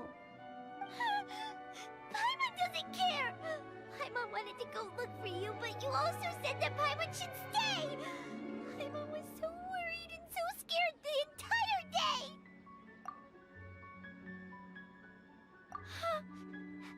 Okay. Paimon will forgive you.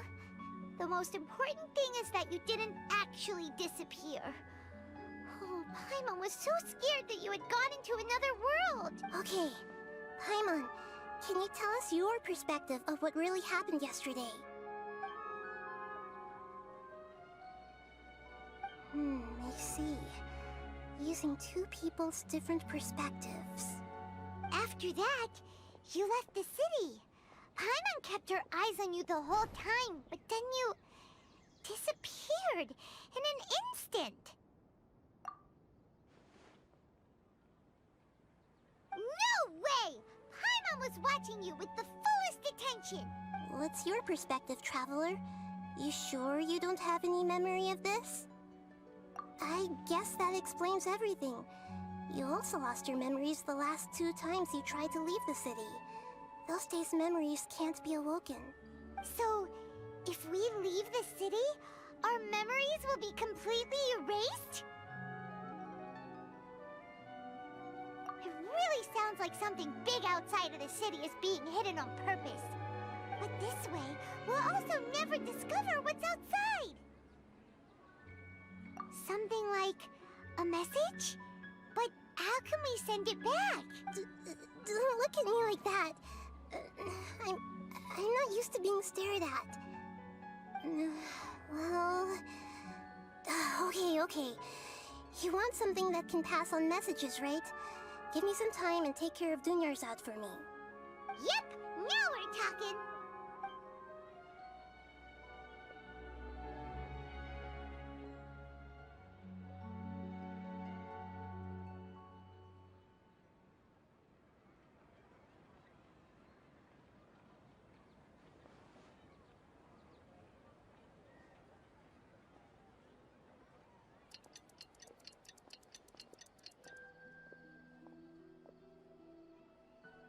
I'm done. Here you go. What? Isn't this just an Akasha terminal? You made some little changes. Akasha terminals are already capable of sending messages. I just tweaked it so that it could connect to any node. To make something like this? Nahida, you really know the Akasha like the back of your hand. Anyway, we can use this now to record a message, right? Yep. I'll help you save the messages. It should be pretty easy to use. I just can't guarantee the user's status and signal coverage when they're outside the city. We'll never know until we try. At least we're taking the initiative now. Let's go then. Let's expose those sages! Alright. Paimon isn't as worried about being separated since it happened once yesterday. But Paimon still isn't happy about it. Okay, see you tomorrow, Traveler! That covers everything that's happened so far. Yes, although the signal was choppy and had some interference, we still managed to receive 2 messages from you when you were outside. Okay, now that you understand what's going on, let's hear the messages together.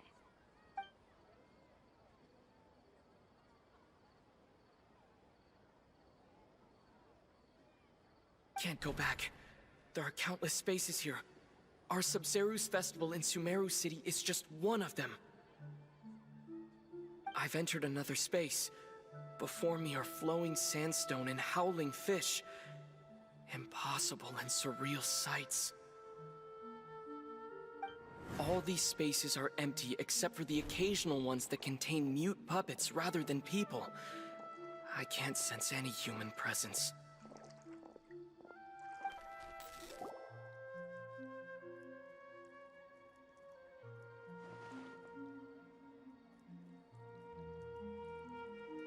That's one heck of an info dump.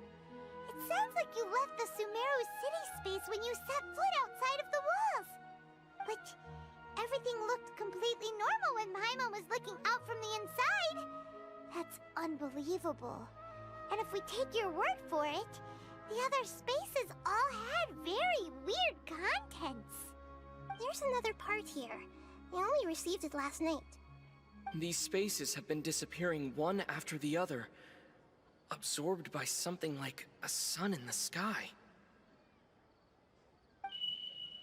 And now, even the final space has also disappeared.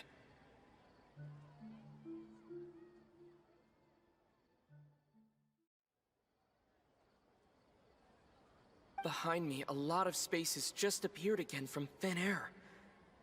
I get it now. Those spaces are actually...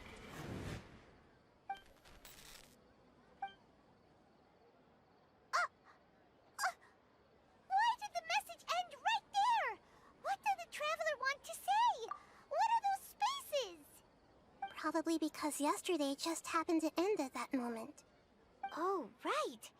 Paimon did hear a beep from the Akasha. Did it come from here or from the message? The message. It should have come from the Traveler's Akasha terminal. After the beep, Traveler said even the final spaces also disappeared. Traveler, what do you think that final space could have been?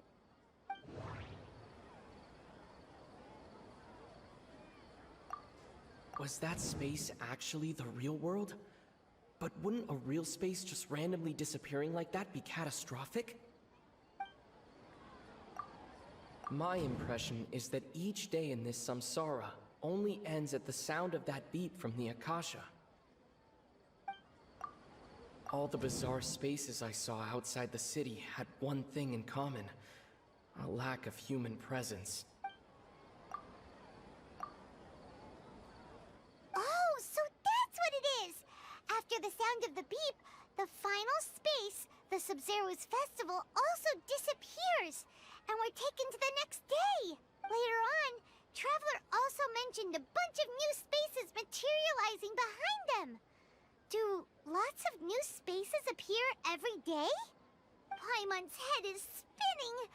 Just what are these spaces anyhow? Well, consider this.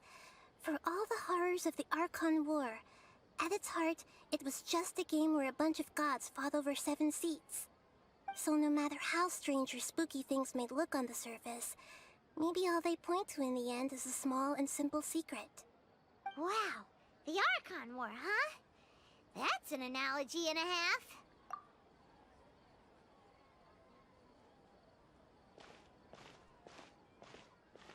Hey, where are you going?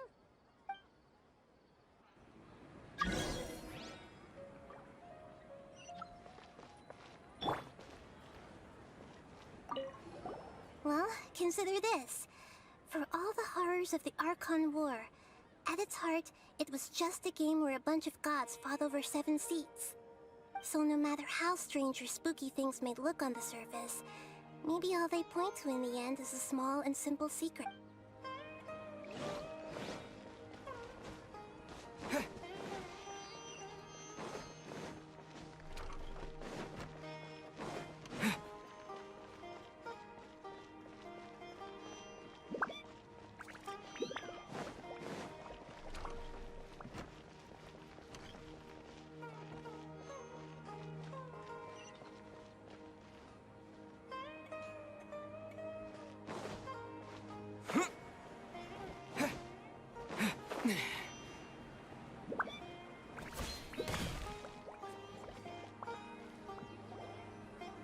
Do you want some alone time to think? Alright then, Paimon won't disturb you.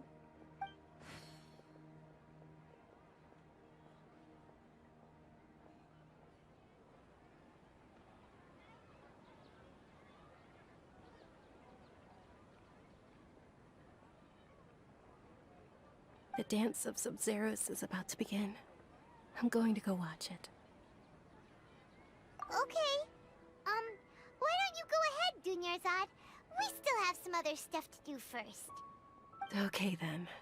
See you later. Have you figured it out yet, Traveler? Time is ticking away. Awesome! What is it? you know? Oh, wait, no. Let's meet up with Nahida first. You can tell us both together. This time, we're gonna get to the truth.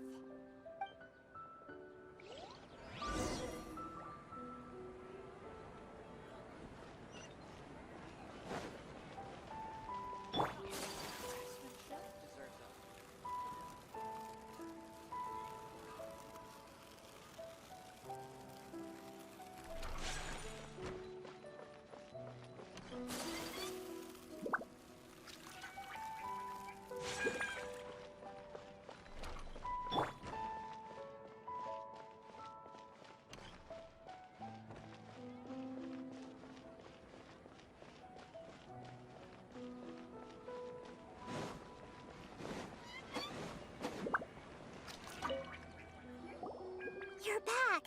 I've been waiting forever for you two. Judging by the looks on your faces, are you ready to take your Sabzeruz exam and graduate from the festival?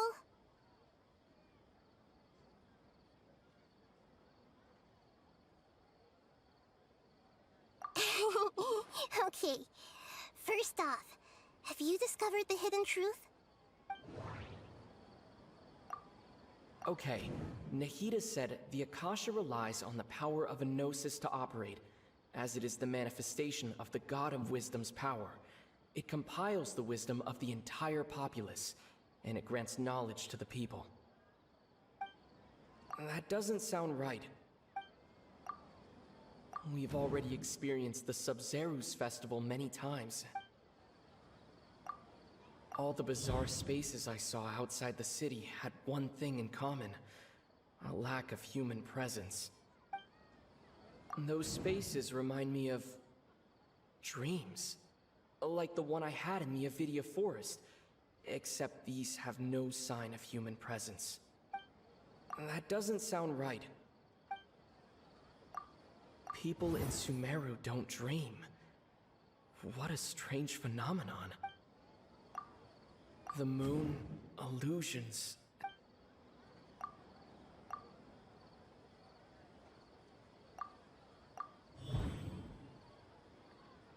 We are all in a dream.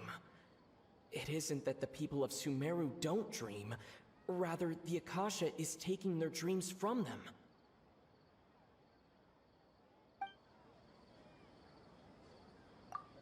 People in Sumeru think they don't dream.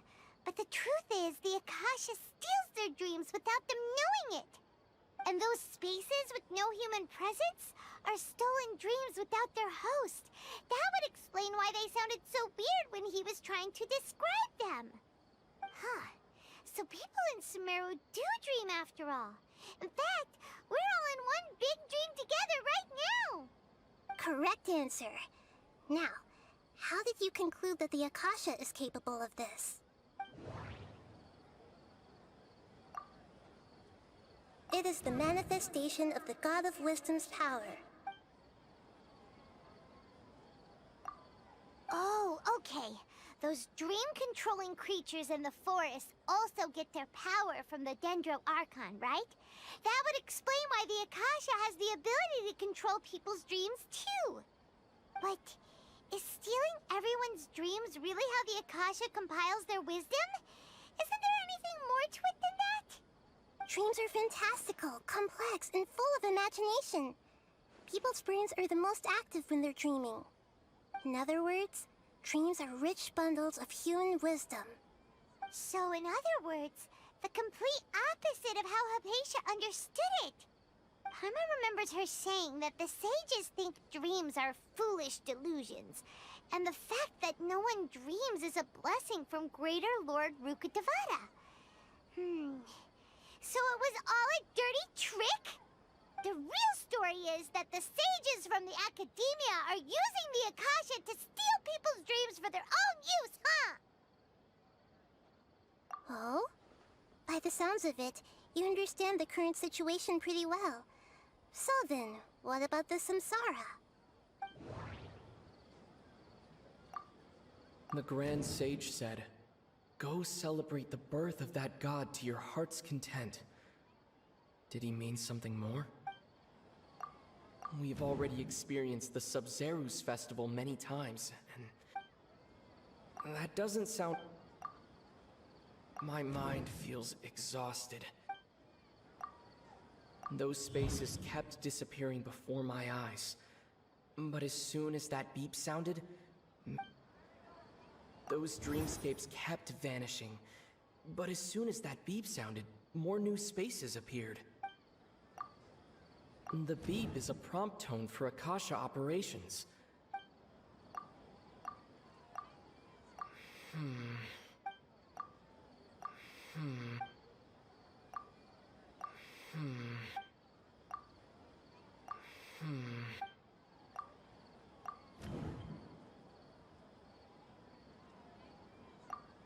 Correct.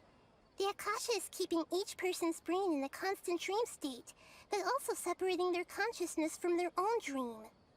Their disembodied consciousness is placed inside the collective dream of the Sabzeruz festival along with everyone else's, while their now vacant dreams are harvested by the Akasha. No one is any the wiser as another day passes in the dream, and so begins another Samsara cycle. People wake up to yet another dream about the Sabzeruz festival. The dreams that belong to them are once again harvested by the Akasha, and so it continues. So, this is like a dream factory, and the Akasha is a dream harvesting machine.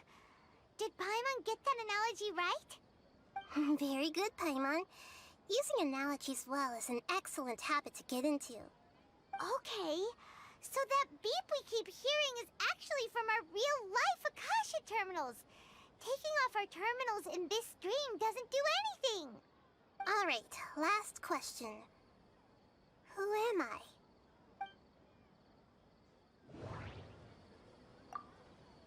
They say that alchemical divination is the Dendro Archon's divine revelation. So then, if Nahida has referred to herself as the moon...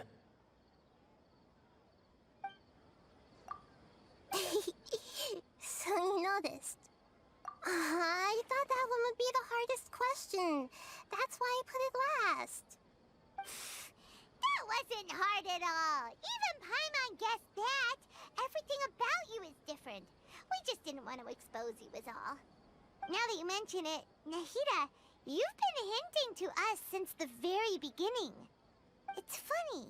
Thinking back to when we were asking all over the place for info about Lesser Lord Kusanali, Paimon didn't expect to meet you like this. Yes, those can wait until we're back in real life. On the other hand, I'd be happy to answer any more questions you have about here and now.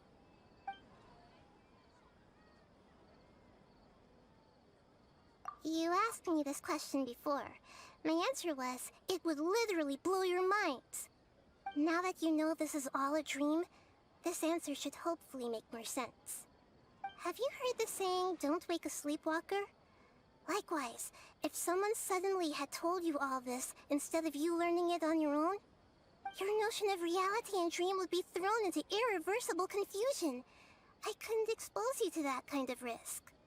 That's why I could only give you very subtle hints and some suggestions.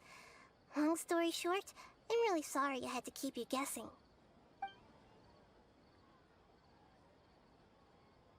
Firstly, this dream we're in is completely based on reality. People have already experienced this Sabzeruz festival, so it would be very difficult for them to find anything that strikes them as surreal. Secondly, you're probably wondering why people don't have any memories from earlier Samsara, right? That's because people don't remember their dreams most of the time anyway. And in any case, their actual dreams are being taken away from them by the Akasha. So whenever they wake up in this dream of the Sabzeruz festival, they don't remember anything from their previous identical dream. That reminds Paimon. Traveler had a dream when we were in the Avidia forest, but couldn't see what it was about after waking up. Is that an example of what you mean? Yes. Only after receiving the blessing of Dendro can a person gain the Dendro element's dream-enhancing power. That explains the feelings of deja vu. Meanwhile, everyone else has no idea that they are in the Sabzeruz festival Samsara, while their dreams are stolen from them over and over again. Can humans really keep dreaming forever like this? Will it ever end? And if so, when? You might say your mental fatigue has already answered this question. Eventually, there's only so much that people can tolerate. Especially those whose health is compromised to begin with, like Dunyarzad. This relentless exploitation takes an even harder toll on them. People's lives are at stake here, and nobody knows a thing! We've got to put a stop to this!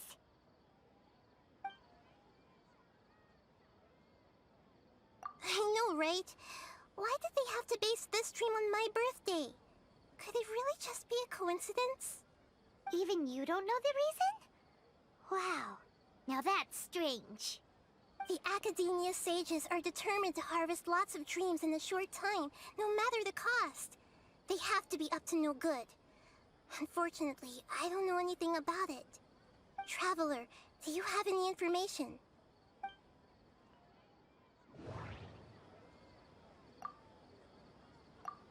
The Grand Sage said, "Go celebrate the birth of that." Those spaces remind me of... Okay, Nahida said the Akasha relies on the power of a... Celebrate the birth of that god? Could it mean...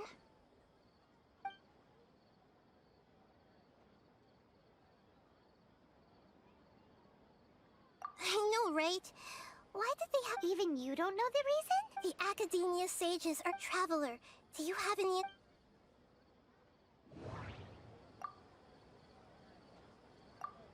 That doesn't sound right. That doesn't sound...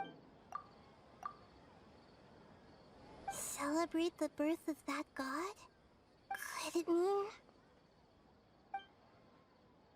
deceiving the people of Sumeru with no regard for their safety? No matter what they're trying to do, this is unforgivable. After we end the Sabzeruz festival, Samsara, we have to look into them. How can the sages of the Academia do this behind their archon's back? This is ridiculous! In the end, I'm just the moon. The real sun is long gone. A sun and a moon? Nahida's talking in riddles again.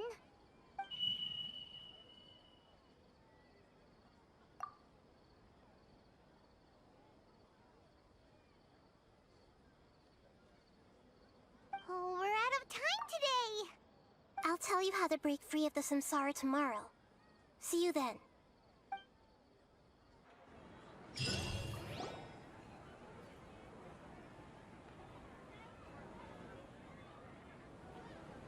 Good morning, Nahida. Wait. Now that Paimon remembers everything, should we instead say good morning, Lesser Lord Kusanali? Hey! What's wrong, Nahida? You don't look too good. I'm afraid that what you're thinking right now is correct. Did Dunyarzad already disappear? No way! Are we too late? The real Dunyarzad's consciousness has indeed disappeared. It can no longer endure the constant dream harvesting. Paimon can't believe it. Wait, so what about that other Dunyarzad? Just what is she? Is she also going to disappear? She's actually something like a puppet, but not completely. The real Dunyarzad's consciousness could no longer keep playing her role in this dream. So another Dunyarzad appeared to replace her in the dream. Just like the grass and the trees, that Dunyarzad is just a building block of the dream that helps to keep it going. But personality-wise, she's nothing like the real Dunyarzad. Puppets are stiff, and can't copy a living person's vitality. After all, they're just there as filler. You know, speaking of which, the old Dunyarzad might not have been too different from a puppet. Dunyarzad truly believed that she met you within her consciousness, and it was you who inspired her. So you do remember her after all. Yes. Back then, Her family was overly protective of her. No one cared about her personality or thoughts. It was as if she only lived to stall her Elazar. I just gave her a little wisdom so she could look at life in a new way. So that she could be her own person. But even so, she's still far from it. I'm still a long way off from being a real archon. I couldn't even save her. If I were a competent archon, I wouldn't have let my most faithful follower die at the Sabzeruz festival with so many regrets. Please don't beat yourself up over it, Nahida. It's the sage's fault, and theirs alone. I'm not beating myself up.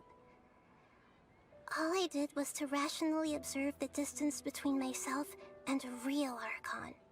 Don't be like that, Nahida. Even real archons are still allowed to be sad.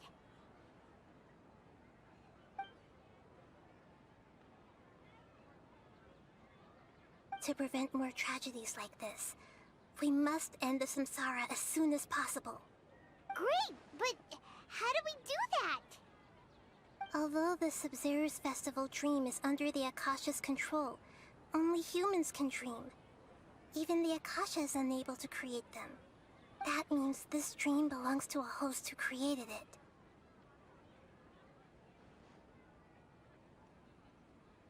Huh?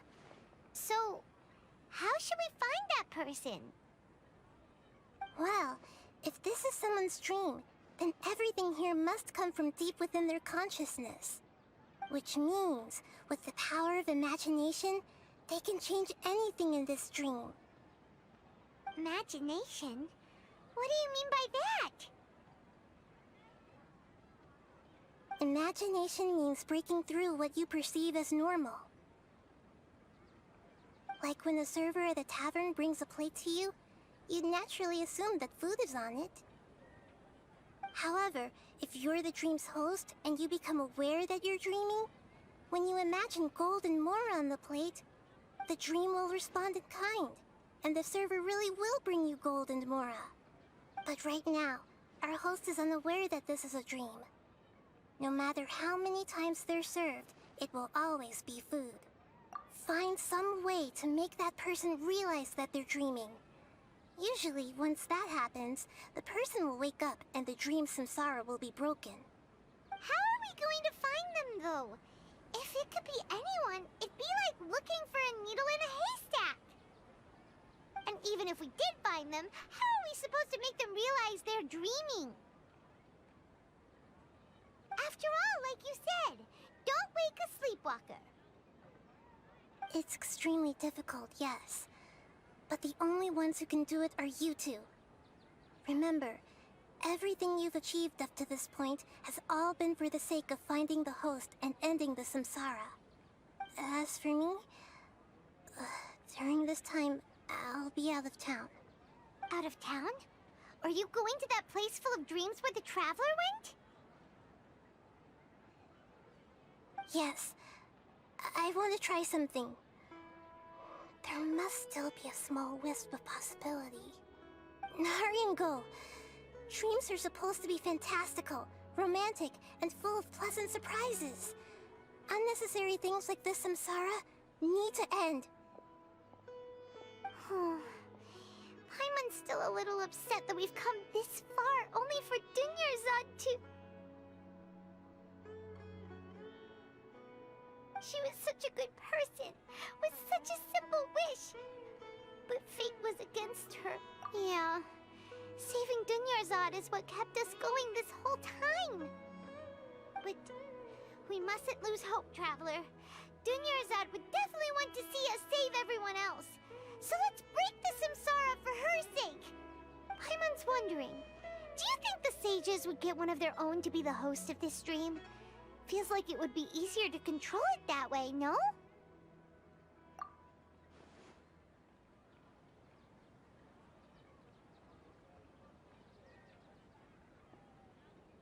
Huh. That's true. Plus, the sages probably weren't counting on there being other factors beyond their control, like Nahida and us. So, who do you think the host of the dream is? Oh, that would make sense. Ferris, the Knight of Flowers, and let's go ask him some questions, shall we?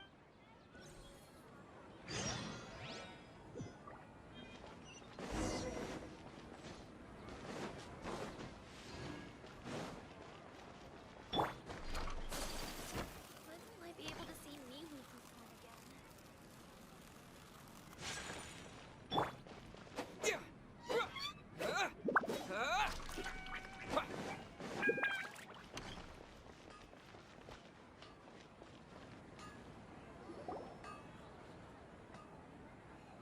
You're back. You left in a hurry last time. Is everything okay? Everything's fine, just, it's a little hard to explain. Would you mind taking part in a little experiment with us? An experiment? That came out of nowhere. I'm listening, though. What do you need me to do? Could you make a wish? You want me to make a wish? Is that a new Sabzeruz festival? Less questions, more wishing! Okay. My wish. Okay. I'm a little nervous saying this out loud, but I want Miss Dunyarzad to be happy. Oh. I noticed earlier that she looked a bit down, and she wasn't really talking to anyone. She just doesn't seem like herself. I've also wondered if the reason she asked me to be Ferris Knight of... So, you have a crush on Dunyarzad? Oh, is it that obvious? After what I just said, I guess it is. When she placed the hat of the Knight of Flowers onto my head, she said to me, what she didn't realize was that I'm not that interested in how everyone else feels. In that moment, I just wanted to be her Knight of Flowers for the rest of my life. Okay, yeah, that was a bit much. Felt like the right moment. Okay, I'm ready to make my wish. I would like Miss Dunyarzad to appear in front of me right now with a smile on her face. Here goes. Please come true. I'm gonna open my eyes. Oh! What? Fucky? Sorry, but only one portion of Yalda candies per person. Back home you go. Nice try, you two. Anyway, never mind. I don't need to see her appear right in front of me. As long as she's happy. Guess he isn't the host of this dream after all. Should have expected it wouldn't be this easy.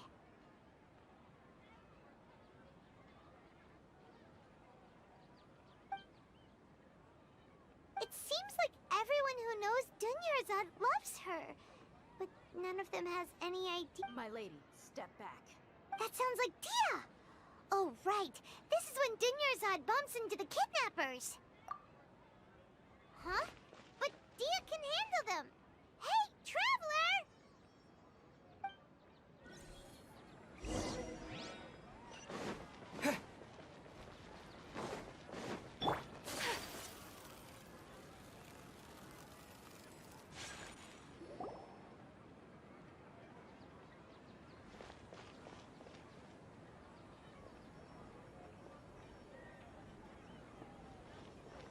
Oh, it's you. Great timing. Please take... Hey, this is my job. The homie Yanni's pay me, not you. You... fine, alright. Knock yourself out. Why are you so worked up anyway? It's not like I don't trust your fighting. Anyway, watch yourself.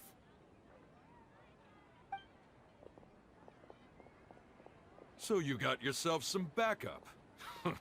Suit yourself. You're going down!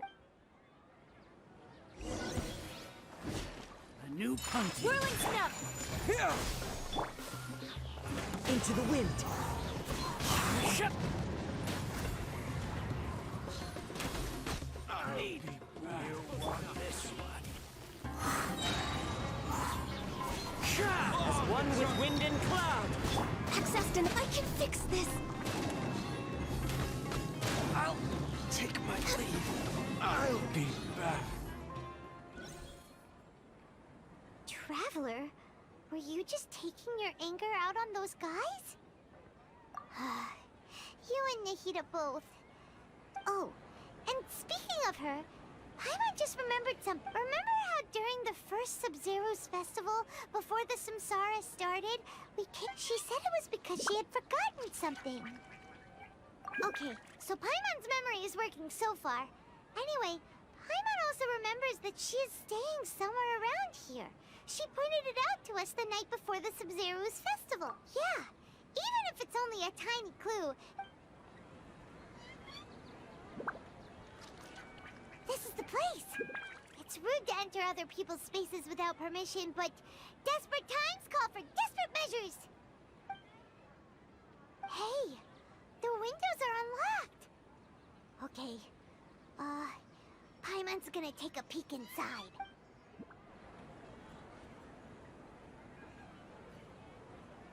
This was only a temporary residence, so there was pretty much nothing inside except this book on the table. Should we open it?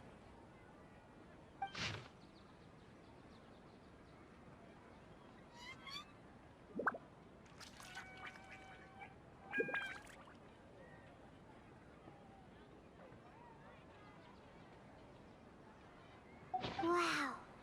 Dunyarzad wrote all of this, even though she was also busy preparing for the Sabzeruz festival and had all her health problems to worry about. She must have wanted to give this to us as a gift on the day of the Sabzeruz festival, right? If we hadn't found this book, we never would have known. But now that we know, we can't even thank her. Hey! Where are you off to?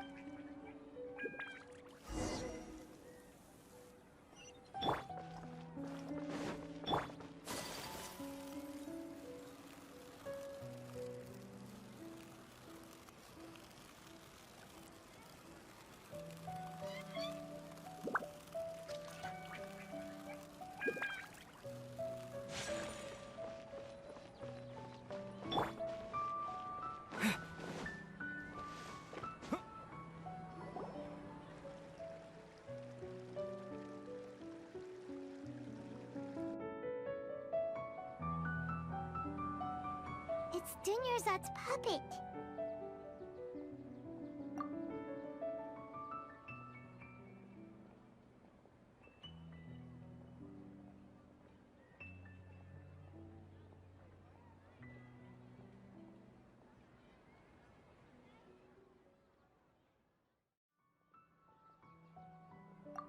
Traveler? You must be exhausted. Come to think of it, we've been stuck in this place for a really, really long time. Heck, even the last time we were chatting happily with Dunyarzad feels like an eternity ago.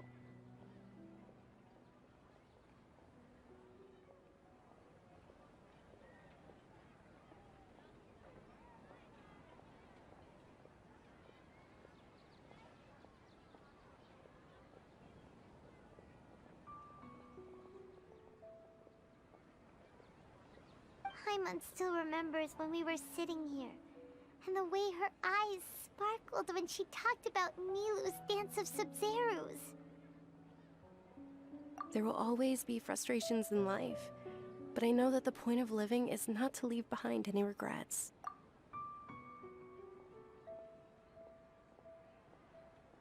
That was what the real Dunyarzad said, wasn't it? Does that mean... Yes, Traveler. Oh, so she's still just a puppet. But just now, how come... What? Where are we going this time?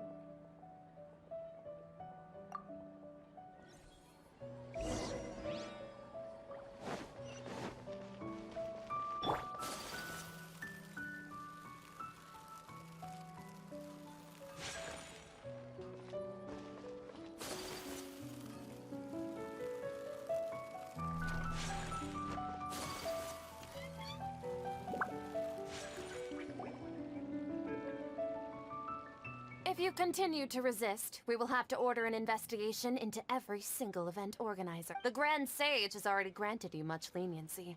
I advise that you exercise tact. How did things turn out like this?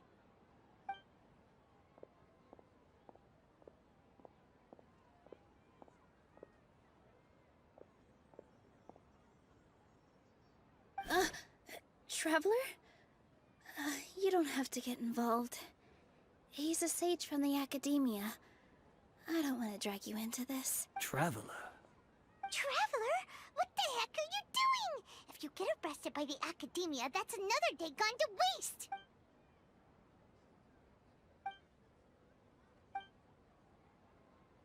Wait, they're not reacting. Have they been scared stiff? Oh, of course! If this is the sage's plan, they wouldn't put themselves through this. So they're just substitutes. What is this? What happened to the Grand Sage and his entourage?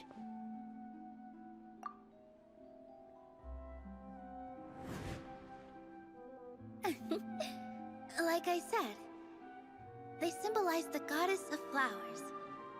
It's just a shame that all the real Padisaras went extinct after her death. Yes. The Greater Lord brought forth new Padisaras in memory of the goddess of flowers. But she ultimately could never truly replicate that beautiful shade of purple.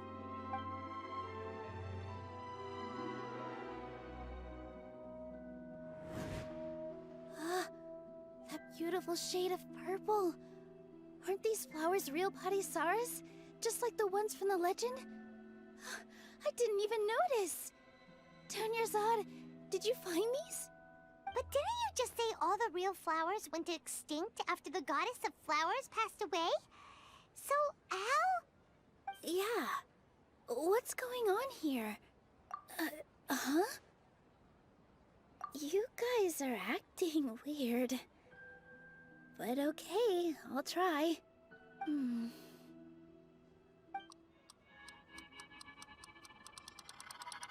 Hey!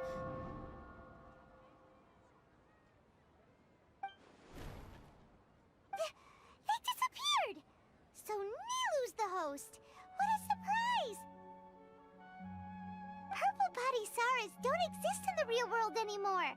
But in Nilu's subconscious, they can appear as decorations on the stage! It's just like the example Nahida told us. People assumed there will be food on a plate, and Nilu assumed there would be real Padisaras in the flower pots.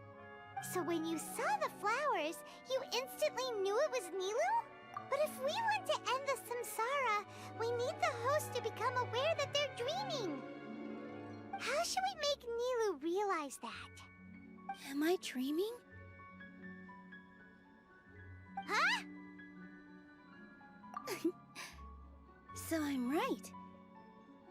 Is this Lesser Lord Kusanali responding to our celebration of the Sabzeruz festival? Wrong guess, but you aren't completely wrong either. The point is, what made you think this is a dream? As far as you know, people in Sumeru don't dream, right? Yeah, but have you heard the tale of the first sage? To prevent a calamity, he went on a journey to find the Archon. Ooh, sounds familiar. Denouement told us a story like that when we first arrived in Sumeru City. So it was about the first sage, huh? Yep, but in the part you heard, he hadn't become the first sage yet. There's more to the story. His piety and wisdom were acknowledged by the Archon, and she finally gave her blessing to him. All kinds of spectacular scenes appeared in front of the first sage, as if all the knowledge in the world was being painted onto a canvas right before him. He was captivated. After who knows how long, he mastered all the knowledge he could comprehend. Afterward, he said to the Archon, "I miss my parents, my wife, and my children. I've been away from home for far too long. They must be worried." The Archon smiled. The next second, the sage found himself lying in his bed, as if he had just woken up from a dream. His wife, lying next to him, said, You're off to search for the Dendro Archon today, aren't you? Have a safe journey, my love. In the end, the first sage took care of many disasters in Sumeru City and founded the Academia. What a happy ending. So, the first sage was dreaming ever since the beginning of the story? He never went on his journey? Yes, but his faith and determination were conveyed to the Dendro Archon, so she blessed him in the form of a dream. Paimon understands where you're coming from now. That's a really interesting connection. But we really gotta wake up soon, like the sage in the story! I see. Well, it just so happens that today's Sabzeruz festival is almost over too.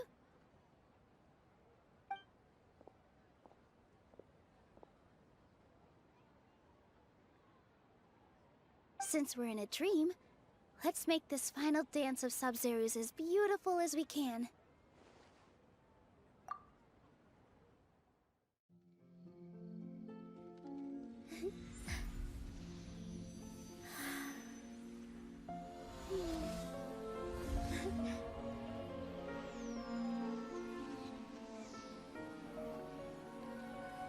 The wait is over, everyone.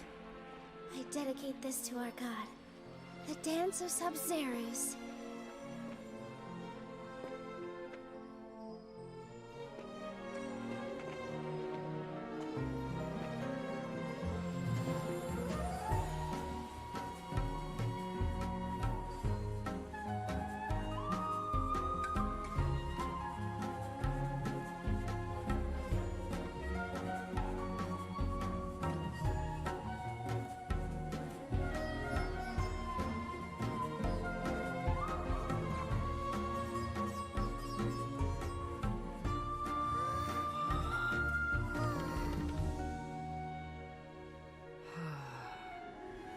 I'd be lying if I said I had no regrets. I would have loved to see Nilou's dance.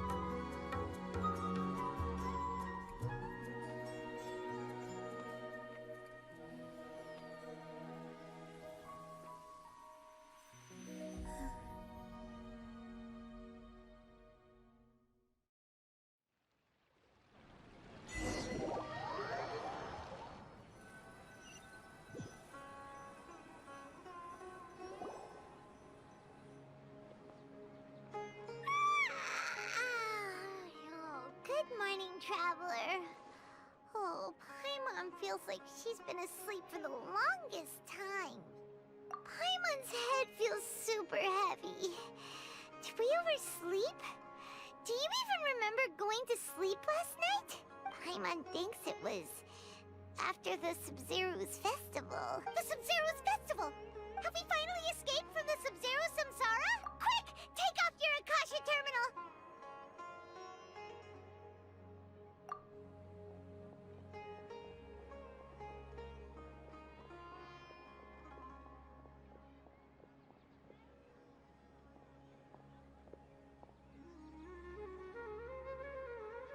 She's not in her room. What happened? Huh? What usual spot?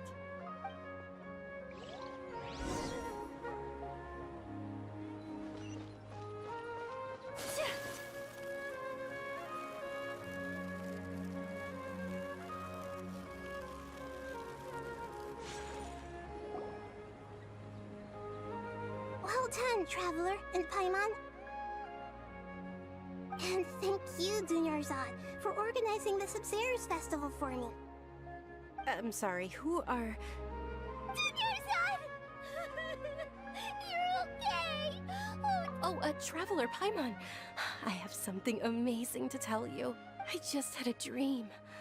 And I saw Nilou performing the dance of Sabzeruz.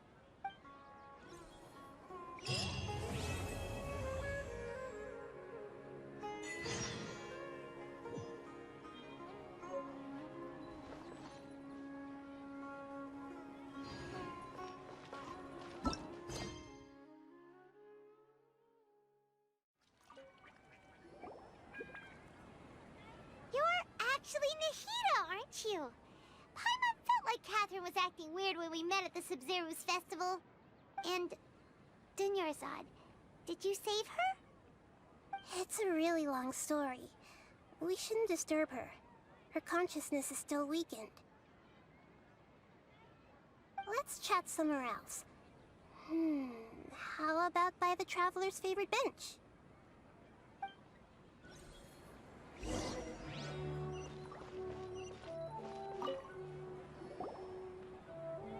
What's going on? Why are you two so excited to see me? Hasn't it only been a night? It's actually been much longer than that. Oh? Strange. Was I really asleep that long?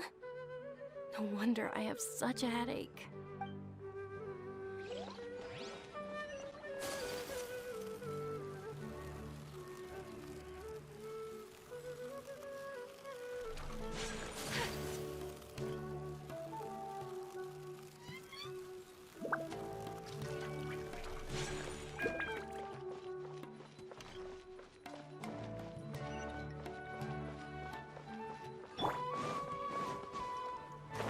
Time to go.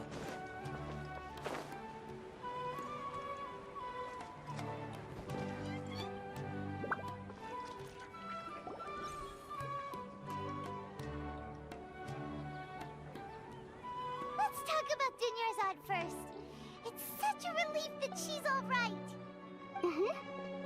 After we parted on the last day of the Sabzeruz festival, I left the city and saw what the Traveler had described. Among the countless dreams, I found one that was growing fainter and fainter. This proved my suspicion. Once Dunyarzad could no longer bear the Akasha harvesting her dreams, her consciousness began to dissipate. But this also meant it escaped the Akasha's control. Such a small fragment of consciousness can't last for very long, though. It will return to its original dream, where both will gradually fade until they completely disappear. I used all the power I had to keep her dying dream alive as long as possible, but it still wouldn't have lasted for much longer if it hadn't been for you two breaking the Samsara. So it looks like we did manage to save Dunyarzad in the end. And not a moment too soon. Huh? Why are you two smiling so happily? I thought you'd be so moved that you'd start crying. I need to spend more time observing human emotions. Both are fine. Everyone reacts differently. All right. You two must have a lot of other questions for me, right? After all, you saved my faithful believer. As your reward, I will answer any and all questions. At the Avidia forest, there was this incense that made the Traveler fall unconscious and dream of a huge tree and a red sky. You also heard someone's voice, right? It said world and forget me. Yeah, so you do know! We've been wanting to ask you what that was about, and if the red sky was related to Conria. It seems like the Traveler established a connection to Irminsul. That was a message left by Greater Lord Rukkhadevata's residual consciousness in Irminsul. Perhaps her last memory before she died. As you two probably know, Greater Lord Rukkhadevata disappeared after the disaster in Conria. The timings of these events do line up, so your suspicions are reasonable. A message from Greater Lord Rukkhadevata? We thought it was from the Scarlet King. The Scarlet King? That god who died even longer ago? Some present-day desert dwellers still worship him. You probably just heard some of their conspiracies. Okay, so what does the message mean? I still haven't managed to decipher it. Even the Akasha isn't currently capable of doing that. Greater Lord Rukkhadevata's residual consciousness in Irminsul seems to be contaminated with something that has a very dangerous aura to it. Many devoted scholars go mad as soon as they connect their consciousness. I've warned the Academia about this many times, but people still keep falling victim to it. But I believe this is the key to saving Irminsul. That's why I've kept trying to decipher it. So the tree in the vision was Irminsul? Oh, Tainari also said that Irminsul is sick! Is it because of the contaminated consciousness? But even if you can't figure out what that vision was all about, it seems like our search for you was all in vain. The Traveler wasn't affected after coming in contact with that consciousness. I've never seen anyone like that. With you here, we may have a chance at deciphering it. No, we must decipher its secrets. I've already eliminated all other factors that might affect Irminsul. This is the only one left. This puzzle has life and death at stake. It could determine Irminsul's fate, as well as Tevat's. To be accurate, I'm using the Akasha as a medium to occupy Catherine's consciousness. How did you do that? Poor Catherine. Does this mean you can also occupy other people's consciousnesses? Theoretically, I can enter anyone's mind as long as they're wearing their Akasha terminal. The Akasha is the legacy of Greater Lord Rukkhadevata. As Lesser Lord Kusanali and the first Akasha terminal, my consciousness has always been linked to the Akasha. I've always respected my people's free will, so I've never actually occupied their consciousness. When necessary, I just borrow this bionic Snezhnayan puppet. Hold on. Did we just learn some deep, dark secret? So Catherine is... No wonder Paimon felt something was off about her. What about your own body? Why do you need to borrow other people's? Don't you live in the sanctuary of Surasthana? That story begins a long time ago. After Greater Lord Rukkhadevata disappeared, the sages found my newly born self and took me back to Sumeru. At that time, I was young and weak. The sages kept me in the sanctuary of Surasthana, ostensibly for the sake of protecting me. But I've hardly heard from them since. However, I do understand that they had hoped to find Greater Lord Rukkhadevata instead of me, a symbol of her passing. So, the sages basically put their new archon under house arrest? How dare they! Why don't you teach them a lesson, Nahida? In some ways, they aren't wrong. Greater Lord Rukkhadevata was omniscient and omnipotent. Even after her death, the Akasha is still empowering this nation. And I'm still really far away from being able to call myself the God of Wisdom. Moreover, the Academia is also more proficient at governing this country.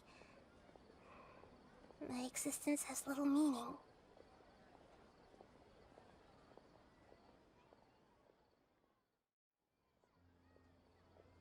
Yeah, you got a lot of believers. Just look at the Sabzeruz festival. Everyone who showed up truly loves you. Thank you for the kind words. But I honestly don't need physical freedom as long as I can connect my consciousness to the Akasha.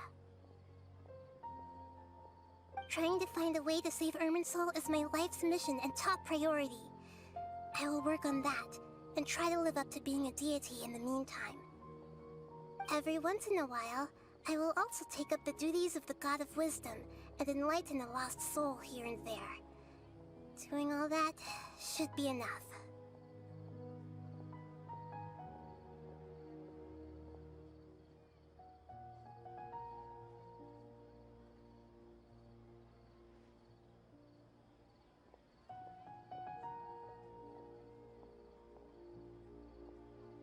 There's never been any big problems with the Academia's governance of Sumeru. This is the first time I've seen them step out of line. I wonder what caused them to go down this path, and what they hope to achieve. Even though the city's residents haven't noticed anything strange, if the Traveler hadn't broken the Sabzeruz Samsara, the situation could have become dire. I tried to do some investigating in the Akasha, but I couldn't find anything suspicious. And all the people of interest seem to purposely avoid wearing their Akasha terminals. I think they're deliberately trying to hide something. Oh, that reminds Paimon. In Gandharvaville, there was a sage who had invited Kainerite to join some kind of project. Could it be related? Regardless, I need to first investigate the sage's motives, make things right, and punish them if needed. But I'll have to be discreet, or they'll see me coming. You mean how the Akasha stops you from having dreams? Yeah, it's been such a long time. No one's noticed something's up? It's not that no one noticed. It's more like no one cared. Ultimately, it's all rooted in the sage's misdirection. Misdirection? The sage has convinced everyone to believe that being unable to dream is a sign of rationality and wisdom. Not dreaming is a badge of honor in Sumeru. Even if the truth is that their dreams are being reaped by the Akasha.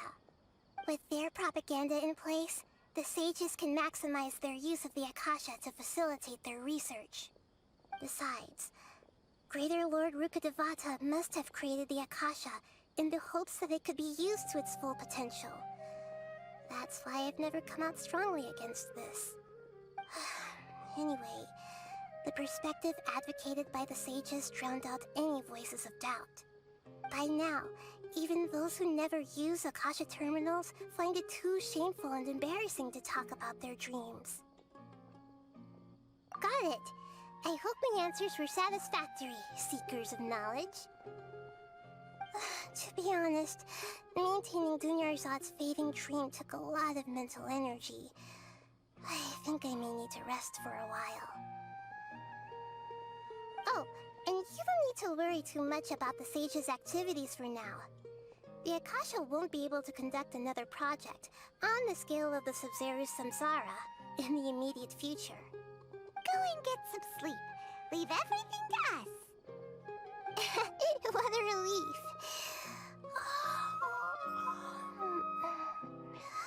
This is truly the most exhausting birthday I've ever had.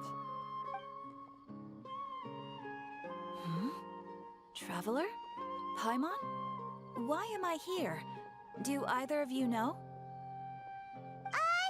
Maybe you were sleepwalking. You know you can't wake up a sleepwalker.